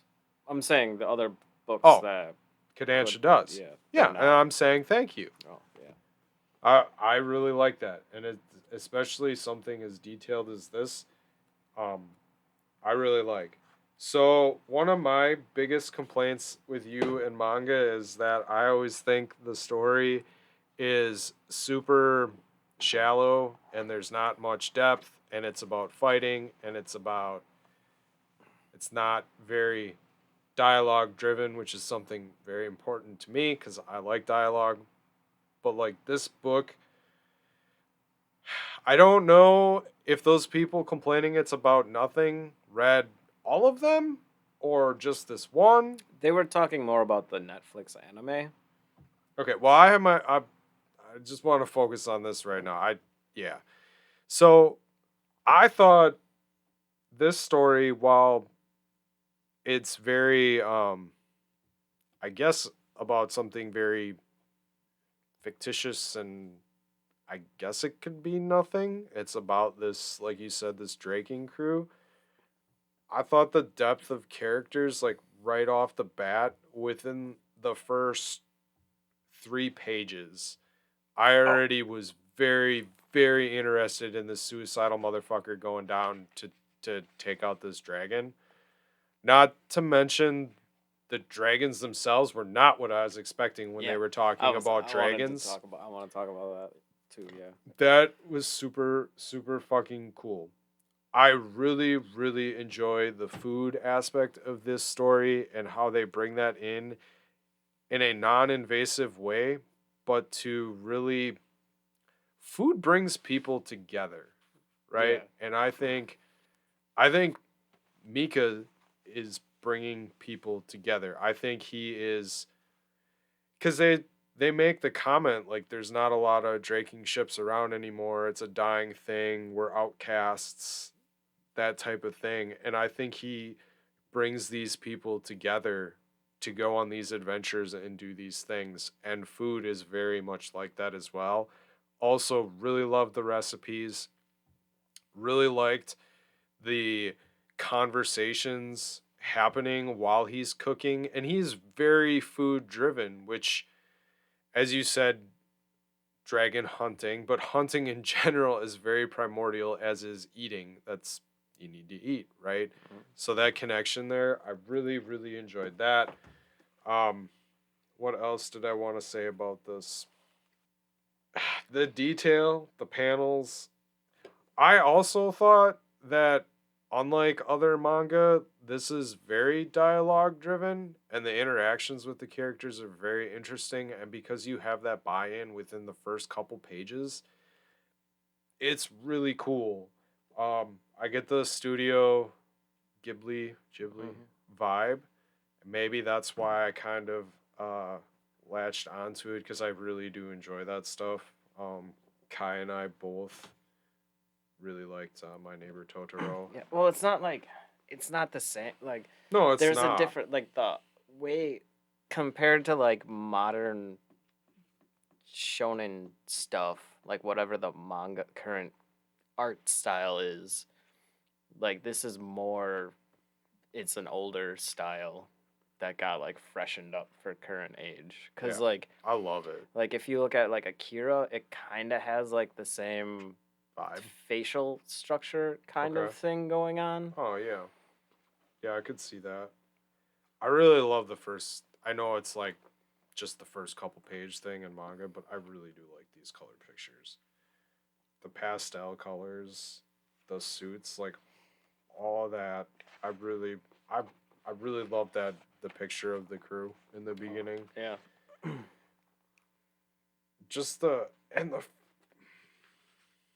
that second page, that double page, just to hit you right off the bat. This dude on top of this dragon, just fucking badass, man. Like I said, I really wanted to fuck with you for a while. But you can't because it's too good. I mean, it's still tempting, but it it's really well done. And for something, for people to say it's about nothing, it sure draws a lot of interest. And maybe they are talking about the anime, but if they are talking about the book, I don't know how you couldn't be drawn in just a curious sense of where's this going. And it does not take very long to get the hooks into you. I honestly thought I was going to read a couple chapters and finish it up the next day. I sat and read this whole thing cover to cover, which I know for manga is not the biggest deal in the world, but there's a lot of mangas just I read a couple pages before I go to bed or a couple chapters before I go to bed, and then I do it the next day and I stretch it out over 3 days. I couldn't do that with this. And I did want to read it again today, except for that spy show got in my way and Department of Truth, because I really spent a lot of time thinking about that. But I am going to read this again, and I already was looking at the next couple trades. So, this, I'm not on board with all manga. I really do like this manga, though. This is a cool story, and I want to see where it goes. Cause like they drop enough weird intrigue in there, like cause you got the Vanabelle, like what did she lose? Right.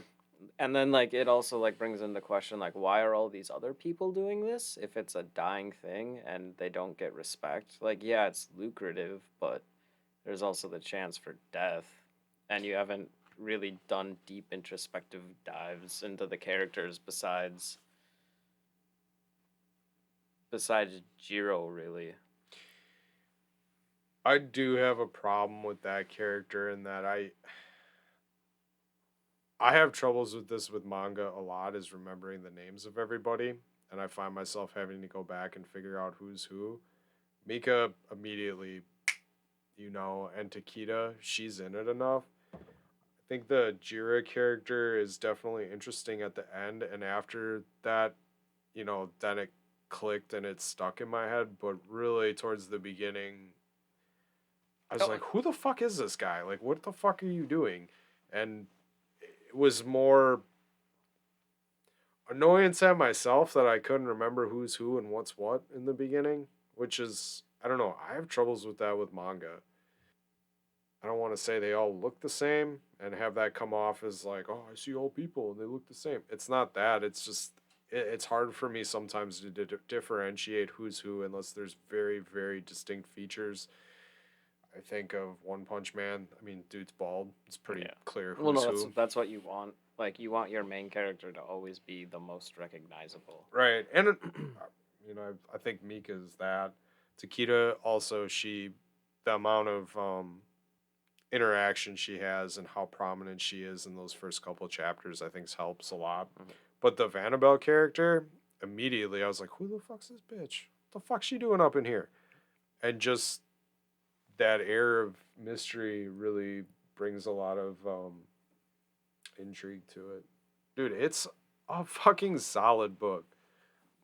Yeah. What I'm hoping though is like, cause they like bring up other people. Like Gibbs, is the captain, so like he kind of has some weight. But there's The the pilots. pilots, yeah. Um, those two in particular, and there's like some other crew members who do stuff, and they talk about Yeah, this dude in the vest. I can't remember yeah, his name. He's like the accountant dude and the chef. yeah, the chef. But like, what I hope, like, cause yeah, Jiro was kind of like a nobody. Like he was just a name and a face, but he wasn't a character really. But then after they see the storm Yeah. dragon or the luminescent dragon, like he became more rounded, and I really like that. Almost every time where they do introduce a new dragon, it's like a 2-page spread, and like that scene right when it was silent where he saves him, and then like it goes from like holy crap bad to like holy crap there's a crazy dragon and everything that he was saying and believed in is validated. And then the fact that Mika is just like, no, it's possible, I believe you, fuck everybody else if they don't. No one knows the truth of everything. And then they see the dragon, and in this moment of awe and like reverence, and then Mika's like, let's fucking kill it. Yeah, he's very driven to kill and eat all the dragons. I also was intrigued by the him not wanting to use the stun lance, and I'm really kind of curious if that's going to come into play. Like if we find out that that's like some new thing, that new way of draking that maybe caused over hunting and possibly starting the extinction of them versus him going out and doing it the old fashioned way, or if it's a pride thing or was it No, a it's a learned it's thing. a it's a flavor thing. I get that's what they say, but then he cooks it up and he says it's pretty good, other than his face tells a different Yeah, story. so it's not as good as he. Cause no, But that I that's want to a know why. That no, that's intrigued like me. regular hunting. Like you want a clean kill. You don't want the. Cause when No, I something gets understand. Yeah, no, I killed, get it. And the it's all tensed up. Yeah, yeah, the meat. it produces something in the brain that goes Yep. adrenaline maybe, I don't and think it's it's that, but yeah, yeah, I know what you it mean. sours the meat. I get that. That's the vibe I took from it. Not like I just think there's something more to it, mm. in my opinion. Um, but yeah, you could be right. It could be as simple as that. But then there's also the like they're one of the few draking ships left. So what happened to all the other draking things? Yep. And if they were always viewed as like thieves and pirates or whatever, like Well, I wonder if that's the view. Maybe that view changed. Maybe when everybody was doing it, it was a common thing. Because those dudes in the beginning were very quick to come back when they saw a dragon in the area, and then all of a sudden, they're king shit. We can put you up, and you can feast in our village, and all that stuff. But before that, they painted them in that negative light. I think at one time it was probably a very prestigious job. mm, That's the vibe I kind of took. Like maybe they're not used to being treated. Not that they're not used to being treated that way, but I kind of got the vibe that maybe there were better times for drinking. I mean, Jira's father. was one. Clearly had to be one. Yeah. So it was like a recent thing, Yeah. the turning of the profession. Yeah. Could be. But yeah, And all the food looks really good. I also liked the little dragon that they got and the other ships freaking out because we could sell this for like 2 million, 2 million, and then it goes to him just chomping on the Yeah. little dragon. Yeah. Well, no, especially because they're like, ah, it's a little dragon. That's not going to be worth anything. Right. Well, that also they're scraping by. There's hardly any food left. All this stuff, it clearly doesn't pay like it used to. You know, No, it still pays really well. They but talk about yeah, but they they also talk about the expense of doing it, right? yeah. But if you get that good kill, you can make a killing. Like when I think it was when they were trying to catch the lightning dragon. They say that if they catch it, it'll put them in the black. But that seemed to be a rarity. Yeah. Uh, it seemed like it was kind of like maybe getting them, yeah, is a rarity. But I think it's the second chapter when they find out how much it's worth. Right. But then they talked about everything that Takeda would have to pay back. Yeah. But that was just because she's Extra because she's a greenhorn, but yeah. the fact that he's saying that would get us in the black leads me to believe that they're not making enough money to make ends meet to begin with. Oh, right, yeah. Which may be why there's not as many draking ships, which would lead you to believe there's not as many dragons, I guess if you lay it out like that, yeah. like an overhunting type thing. Mm, yeah, it's possible. I am kind of like this is probably gonna be weird, but I am curious about like the economic situation in that place and how it works and like what the governments are and No, that's true. like the political strife, like how they fit in this entire like World. ecosystem. Sure. I mean, that would tell us a lot about them as are they doing this because there's no other life for them down below, which maybe we'll see that. I mean, I kind of think Vanny or whatever her name is probably lost someone, but there could be the ideal of there's nothing left in these villages. It's like an impoverished lifestyle, so they take to the skies to at least eke out some sort of a life and a living. But I don't know. Those villagers didn't seem like real hard up. They were buying the oil and the meat and all that stuff. But yeah, and their villages don't look like in tatters or destroyed or Oh, sorry, anything. man. Yeah, I don't know. But you're not wrong. I was kind of curious about that too. We don't really know the setting either, like where they are in the world either. Yeah, well, it's yeah. There's the at the end. Uh, there's a map somewhere in here of them flying off.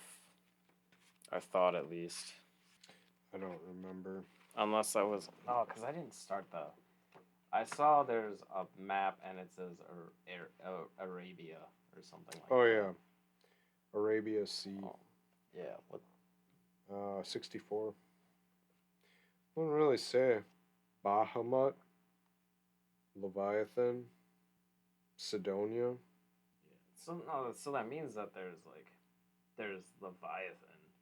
Those might be dragon names, the things that are underlined. That's interesting.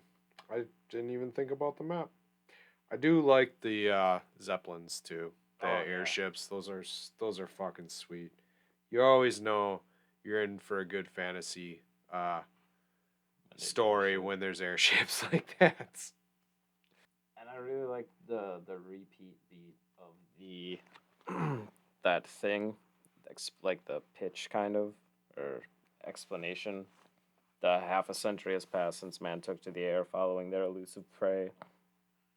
The Queen Zaza and her crew are one of the few draking vessels still in operation, chasing meat, oils, organs, and the occasional bounty. Every crew member has their own reasons for being here. Together they soar to every corner of the skies, pursuing their prize, the dragons. With no port to call home, they ride the winds, chasing shadows in the clouds as they journey ever onwards. Nah, it's just got like some very nice poetic resonance that. Yeah, man, it's really well written. I have nothing bad to say about this. So, do you want to talk about the anime or no? Yeah, I want to hear. I want to hear what you have to say about this. I'm interested. It fucking blows. Okay, what's the experience, the adventure that inspired the new Netflix original anime? Well, that's So, let me tell you why it disappointing. fucking blows. And you might disagree with me. If you do watch it, let me know. Maybe I'm way off base here. Yeah, well, I can't argue. First, I want to address the guy that says there's no story to the one on the Netflix version. There's no story to it. That's funny because it is literally almost page for page the manga. I watched it later on the night I got it, right? And it follows the manga pretty much page for page, sometimes even word for word. Mm. So it is the same, which was very good to see, and I really enjoyed it because I liked the story. And then I only watched the first episode. It doesn't even get that far into the manga, but I really didn't want to go too far ahead because I would rather experience it in reading because the visuals are fucking shit. It is the worst animated thing I have ever seen in my fucking life. They do this weird thing where they want it to be 3D, Oh but they do the no, 2D cell shaded characters and it no, looks fucking stupid. no. Otherwise, it was awesome. All right, well, I'm not gonna watch it then. That's my least favorite thing that has happened Like because of Netflix. the the airships are all three-dimensional and there's these weird it looks like there's two animation styles at play and it looks like fucking shit. They should have just done it classic cell shaded all the way through, been done. And they didn't. And I'm very, very, very fucking angry because I really enjoyed this manga and was so excited to watch it on the screen. Even though Yeah, I know in I'm the kind of back of my shocked. head, yeah, well, that's what happens when you're 3, 4, 5, 6, 7 beers deep and you decide you're gonna go and try to enjoy something visually because you can't read or remember anything at the moment. But I knew how much I loved it, and I got fucked royally at about 1 o'clock in the morning, and not in a good way. I was so angry. Within 30 seconds, I literally said, "What the fuck?" And that's all I have to say about it. It I don't know how you can complain about the story because it follows very, very, Well, very, very, very close. when they talk about story, there's no. It's like those episodes in Samurai Champloo where it's just them. Like there's only in Samurai Champloo, like to get like the actual plot beats of the No. story. There's the first two episodes. There is the episode where they meet the one. I forgot what they call her. The instrument lady, the blind lady who plays Yeah. the obi, maybe, Yep. who is actually an assassin. And then there are the last three episodes. Are there might be like one or two other things hinted at in some of the episodes, but like the core of the story are those three. Everything else is just about character building. And that makes the ending all the more impactful because they just go on random adventures. And so right now there isn't that all they're doing really is draking. They're not trying to save a certain person. There is no overarching threat to defeat. It's just every single time they're going to hunt a new dragon.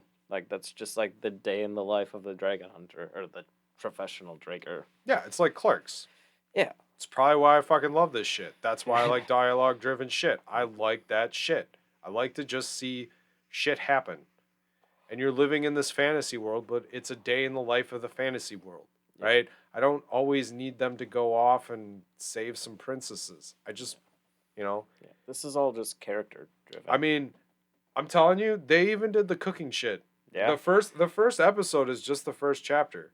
Well, that's And another I'm thing. Like with manga, pretty much, uh, it's written. It's like storyboarding, hmm, pretty much. Like sure. if you watch, like this is what sucks about, in my opinion, watching like anime that's based off of a manga. Like there's just so much dead space in it, like just empty nothing happening. Like because they stick on scenes longer than they need to be just to like pad time because they're pretty much taking it verbatim from what was on the Okay, so chapter. this is pretty common. I guess I haven't read a lot of manga and then watched their corresponding animes. Like sometimes there's overlapping in episodes from chapter, but like pretty much like all the iconic panels that you see are at some point represented on the television screen. I guess I was just surprised how it follows it pretty word for word and pretty much in the I mean it's in the same order everything. I was happy about that if the animation didn't suck, Yeah. you know?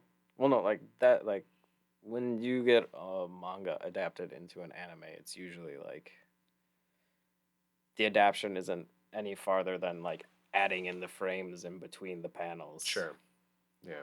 It's not like adapting like books into movies or like comics into movies or TV shows where they They have got to this theory that you have to adapt it differently because people have already read it that way, and it sometimes stuff doesn't like adapt well, like going word for word, like some books, like to fit that into a 2 hour movie right. is impossible. So then why you don't just make a TV show off of it? Because you don't get enough money. Well, and when they do TV shows, they don't do it word for word anyway, so Yeah. But no, you could. Like could. Game of Thrones was okay, an okay adaptation. You don't know anything This about was a great adaptation until they started animating it. Yeah.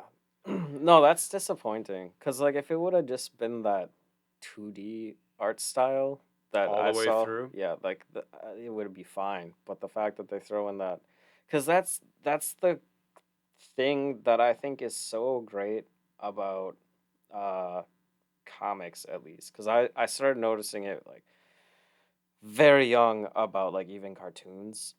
Like there are like specifically in like Looney Tunes and Tom and Jerry, like you'll have like the cartoon stuff that you know like what's going on, but then there'll be like that one section that's like an off color for some reason, and that means like something's gonna happen in that. So it like is like Oh. a it's like CG now in movies Mm-hmm. where like you can do pretty much anything with your imagination and put it on the screen, but it breaks the viewer's imagination or immersion in the story because there's that disconnect Yeah. Well, between the visual styles. right. But with like a comic, which is why I like it so much, is like you don't have that CG stuff. You just have the style and it's consistent all the way through.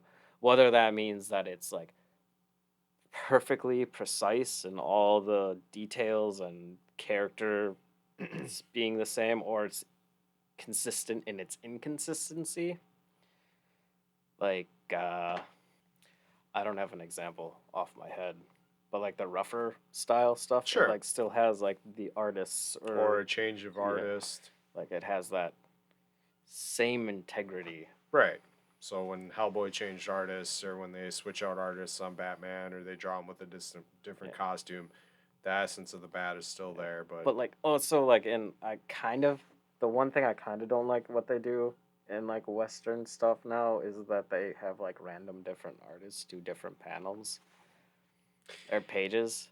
yeah, That I agree. that vexes me. There's times where you turn a page, and sometimes I wonder why that person just didn't do the whole fucking thing. Yeah. And then other times it really pulls you out of it.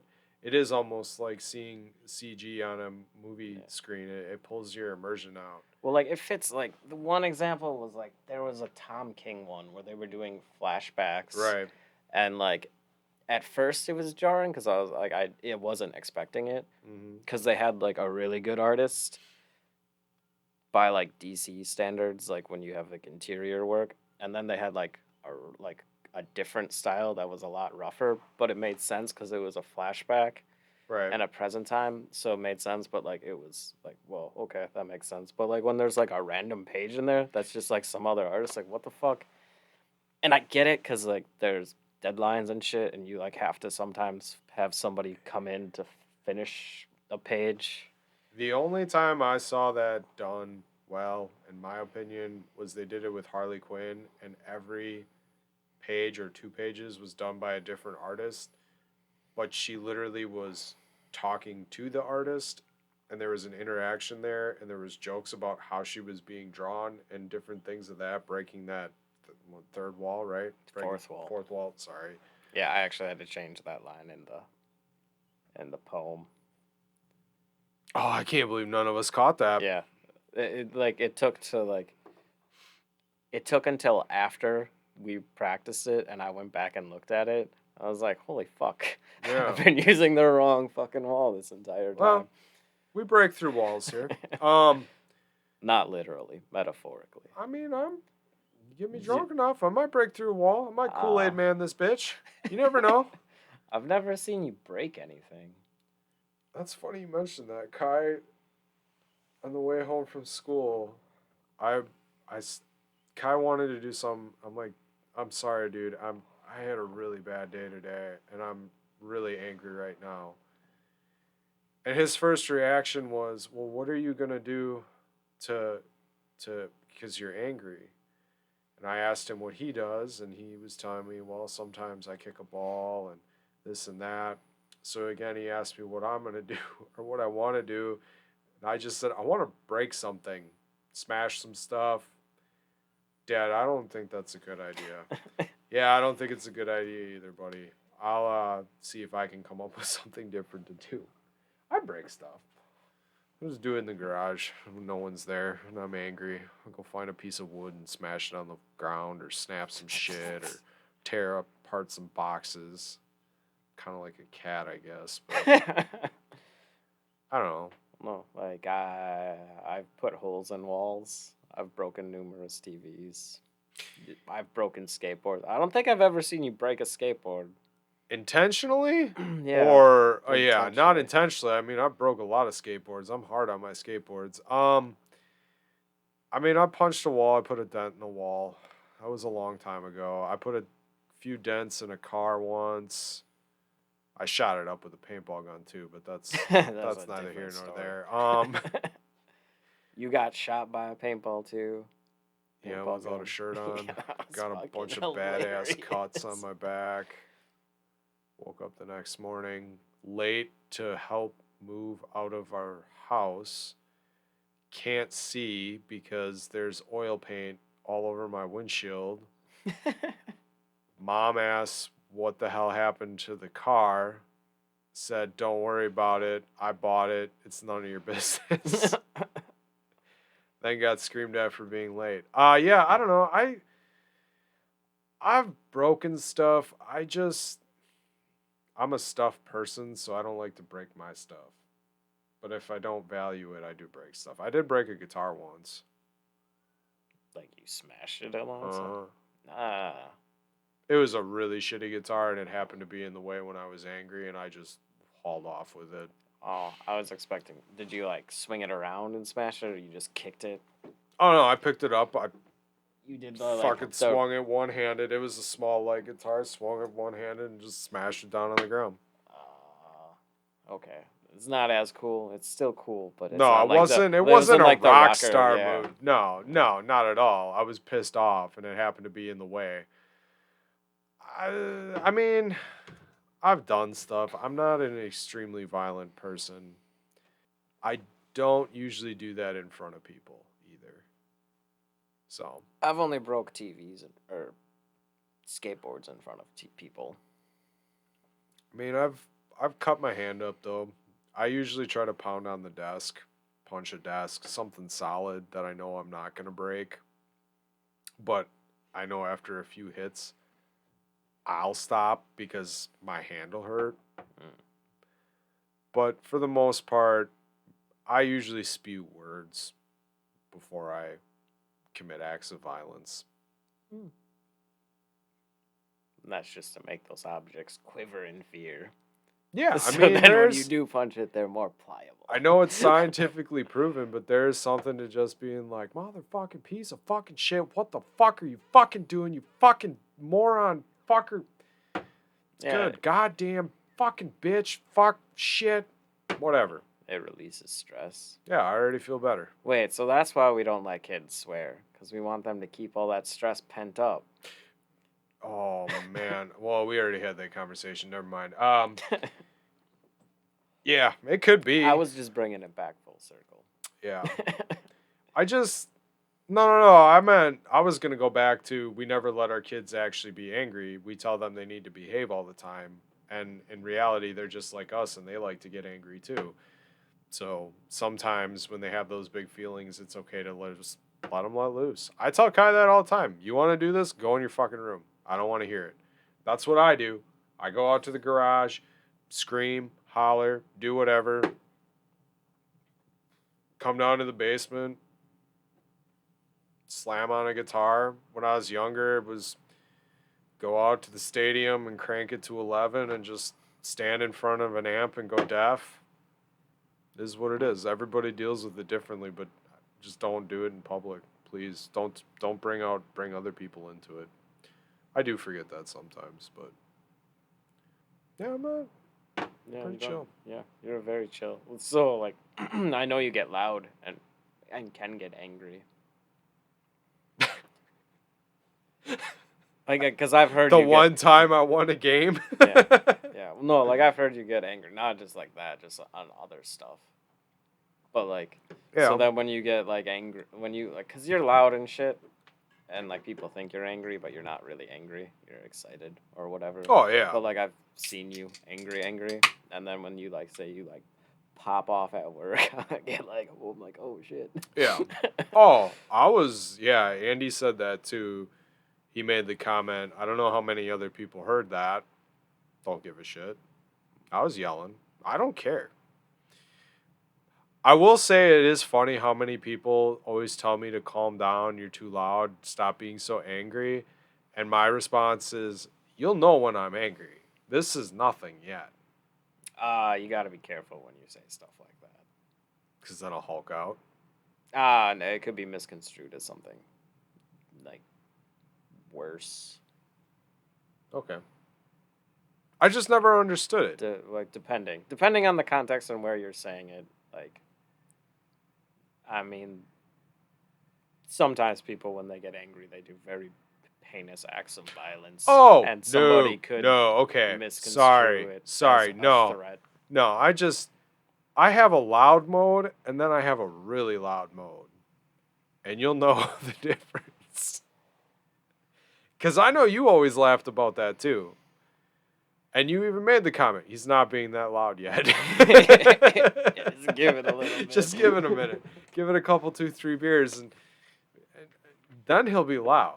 This is just him normal. Don't worry. He's chill as fuck. But yeah, I want to give Drifting Dragons a couple tall cans up. Likewise. Because this was the best thing I've read in a while, comic-wise. Oh, it's even better than Spencer and Locke? No, but I had already read that before. That was a reread. This is for like new, fresh, not knowing what to expect at all. Didn't read the back cover, didn't do nothing, just Oh yeah, I didn't either. saw the cover and just dove in. Took me a little bit. It wasn't on real high on my priority list when I got home, but when I sat down and started reading it, I was very, very happy that I did. Mm. And again, I sat there and read the whole thing. Made Kai wait a couple times. Dad, can I get some milk? Yeah, just let me finish a couple pages here real quick.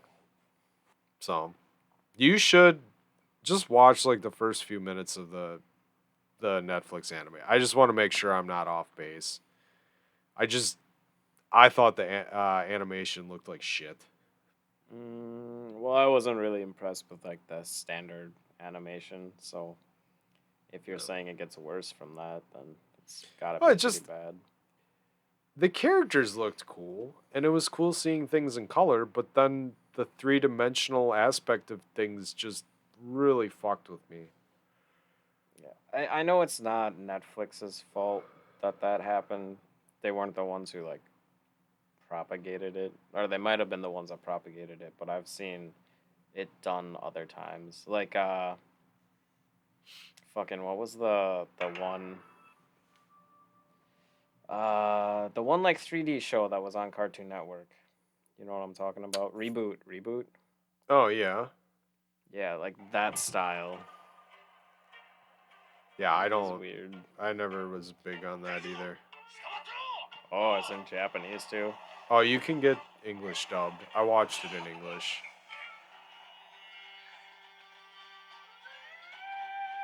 Maybe I'm off base.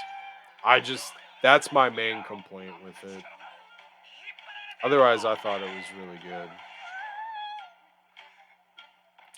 Yeah, they choose weird times to do it. But there's a mix, right? Yeah. And I don't like that. If they were to do it all in 3D, I'd probably say no thank you, but would respect it. This mishmash of stuff just looks fucking weird. Yeah. It, Because like they got the ship as the CG, but then the and like, and there, it's 3D, right? yeah. It's not cell shaded like the other stuff. No, I think it's a consistent style. Let me But see it again. like I think the people are in like that same cell shaded 3D Right, stuff. but the clouds, like, they look all 3D, and then you have this flat dragon flying through them. Not that the dragon doesn't have contours and definitions, but it's not like the clouds. I don't know, it looks goofy.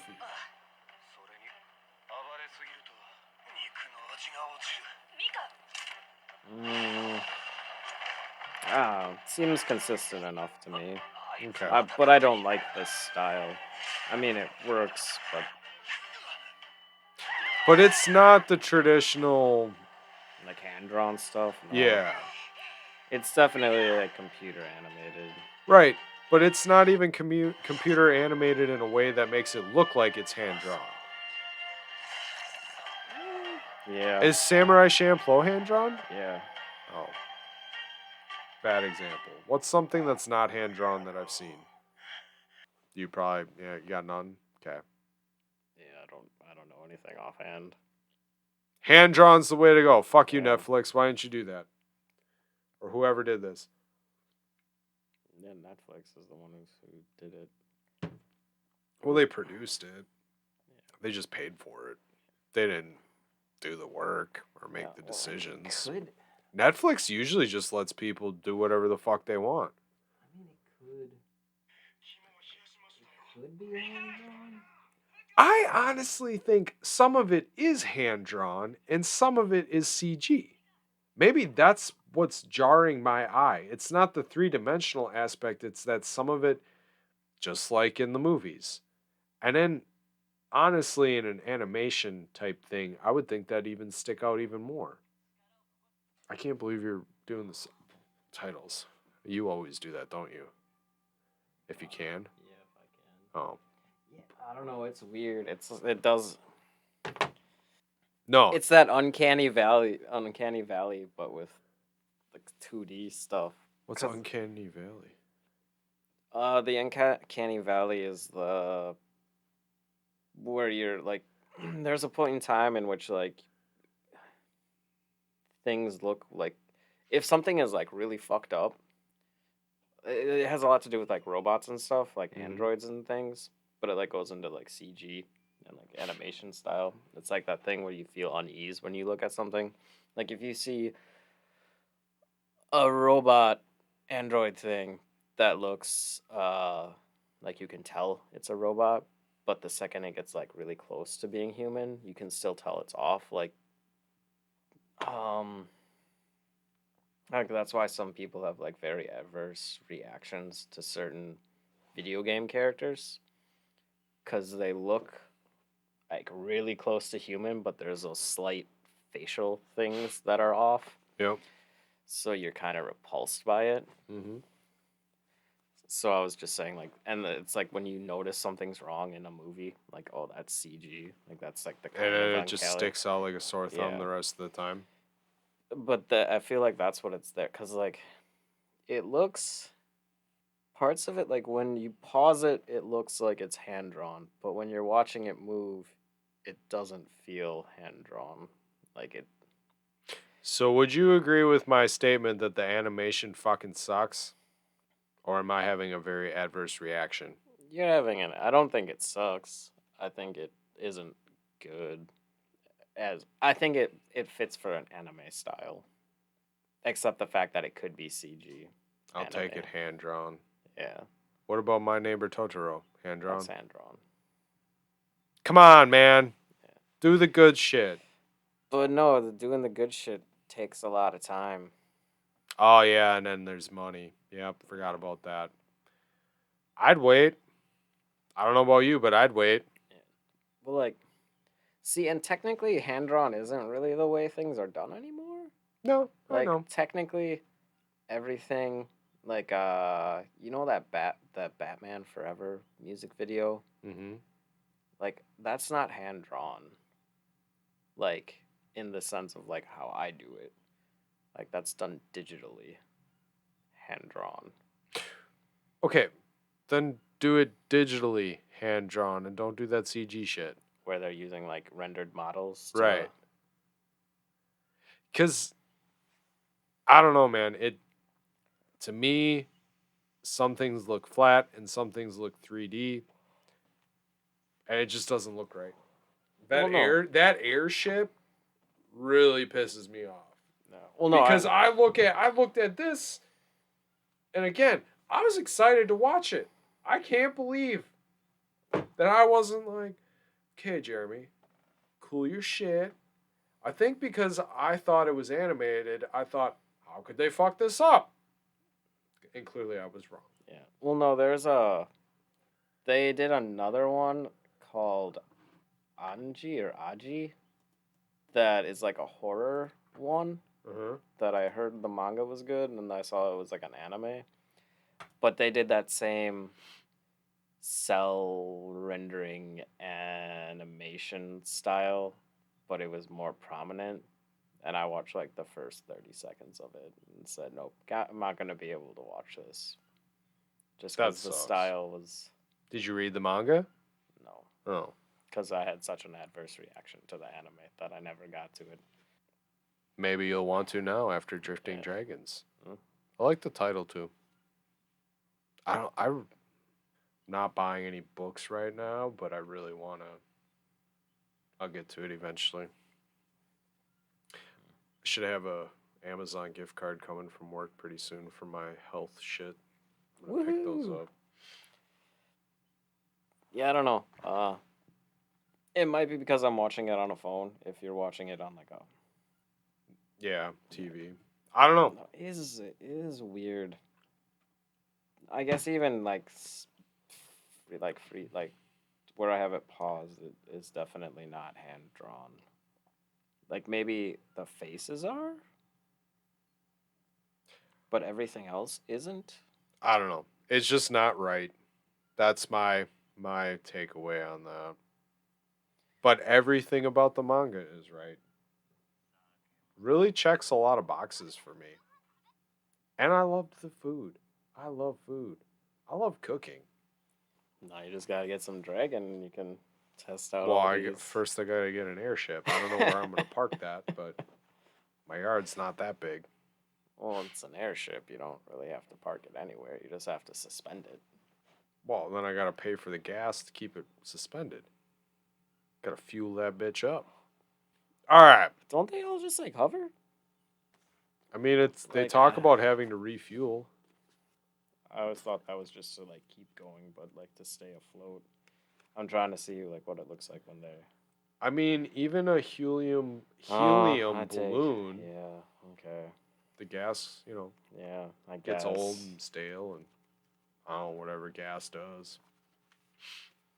diffuses. I'm excited about Tartarus though.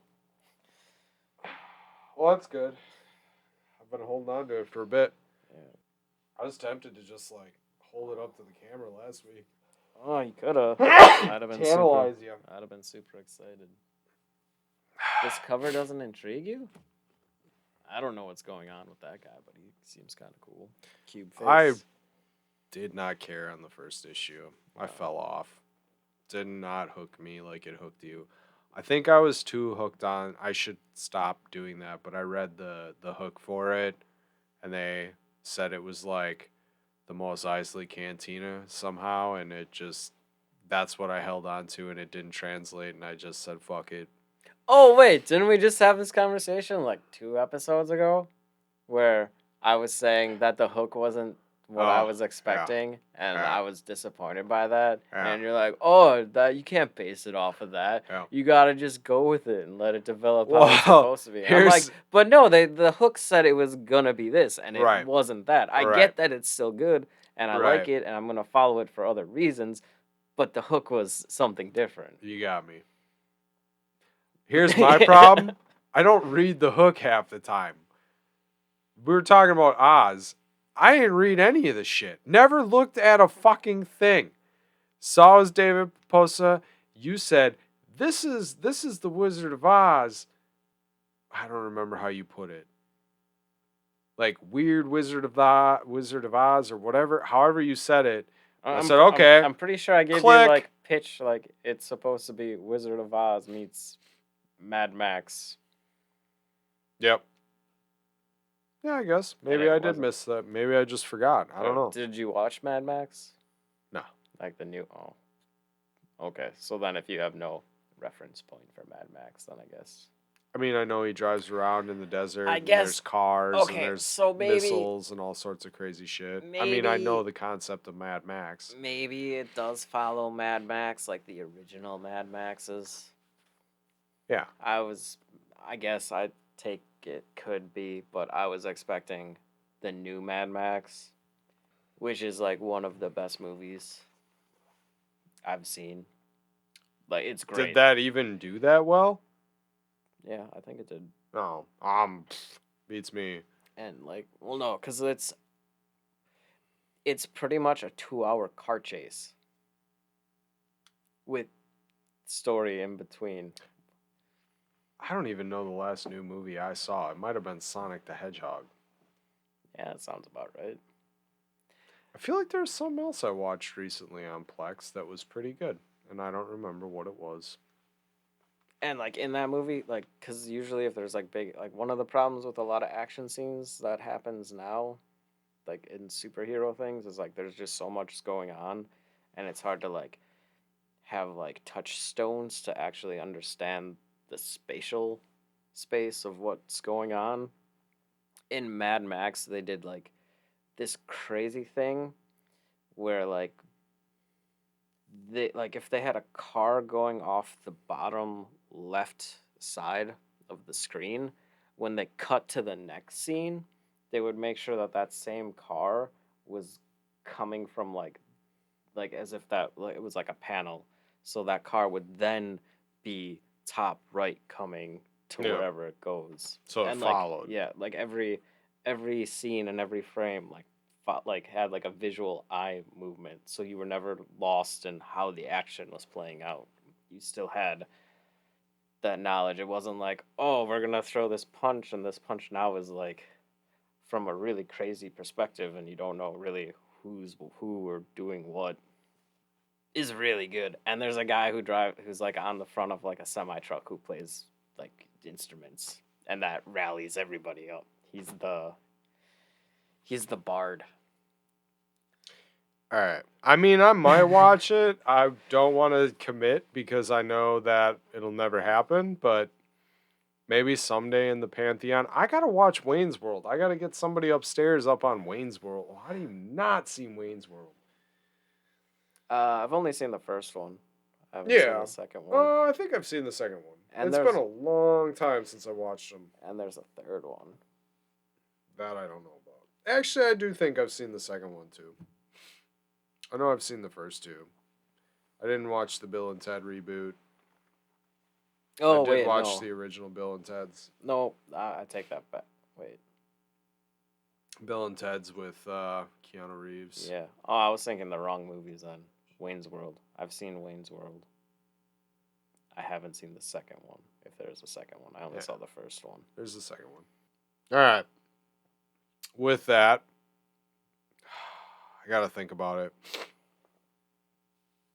We're just two toucans with two tall cans who can rant because we got two tall cans. But we changed it. We're just two toucans with two tall cans who can rock because we got two tall cans. Woo! I'm Jim. I'm JD. Read some Drifting Dragons, bitches.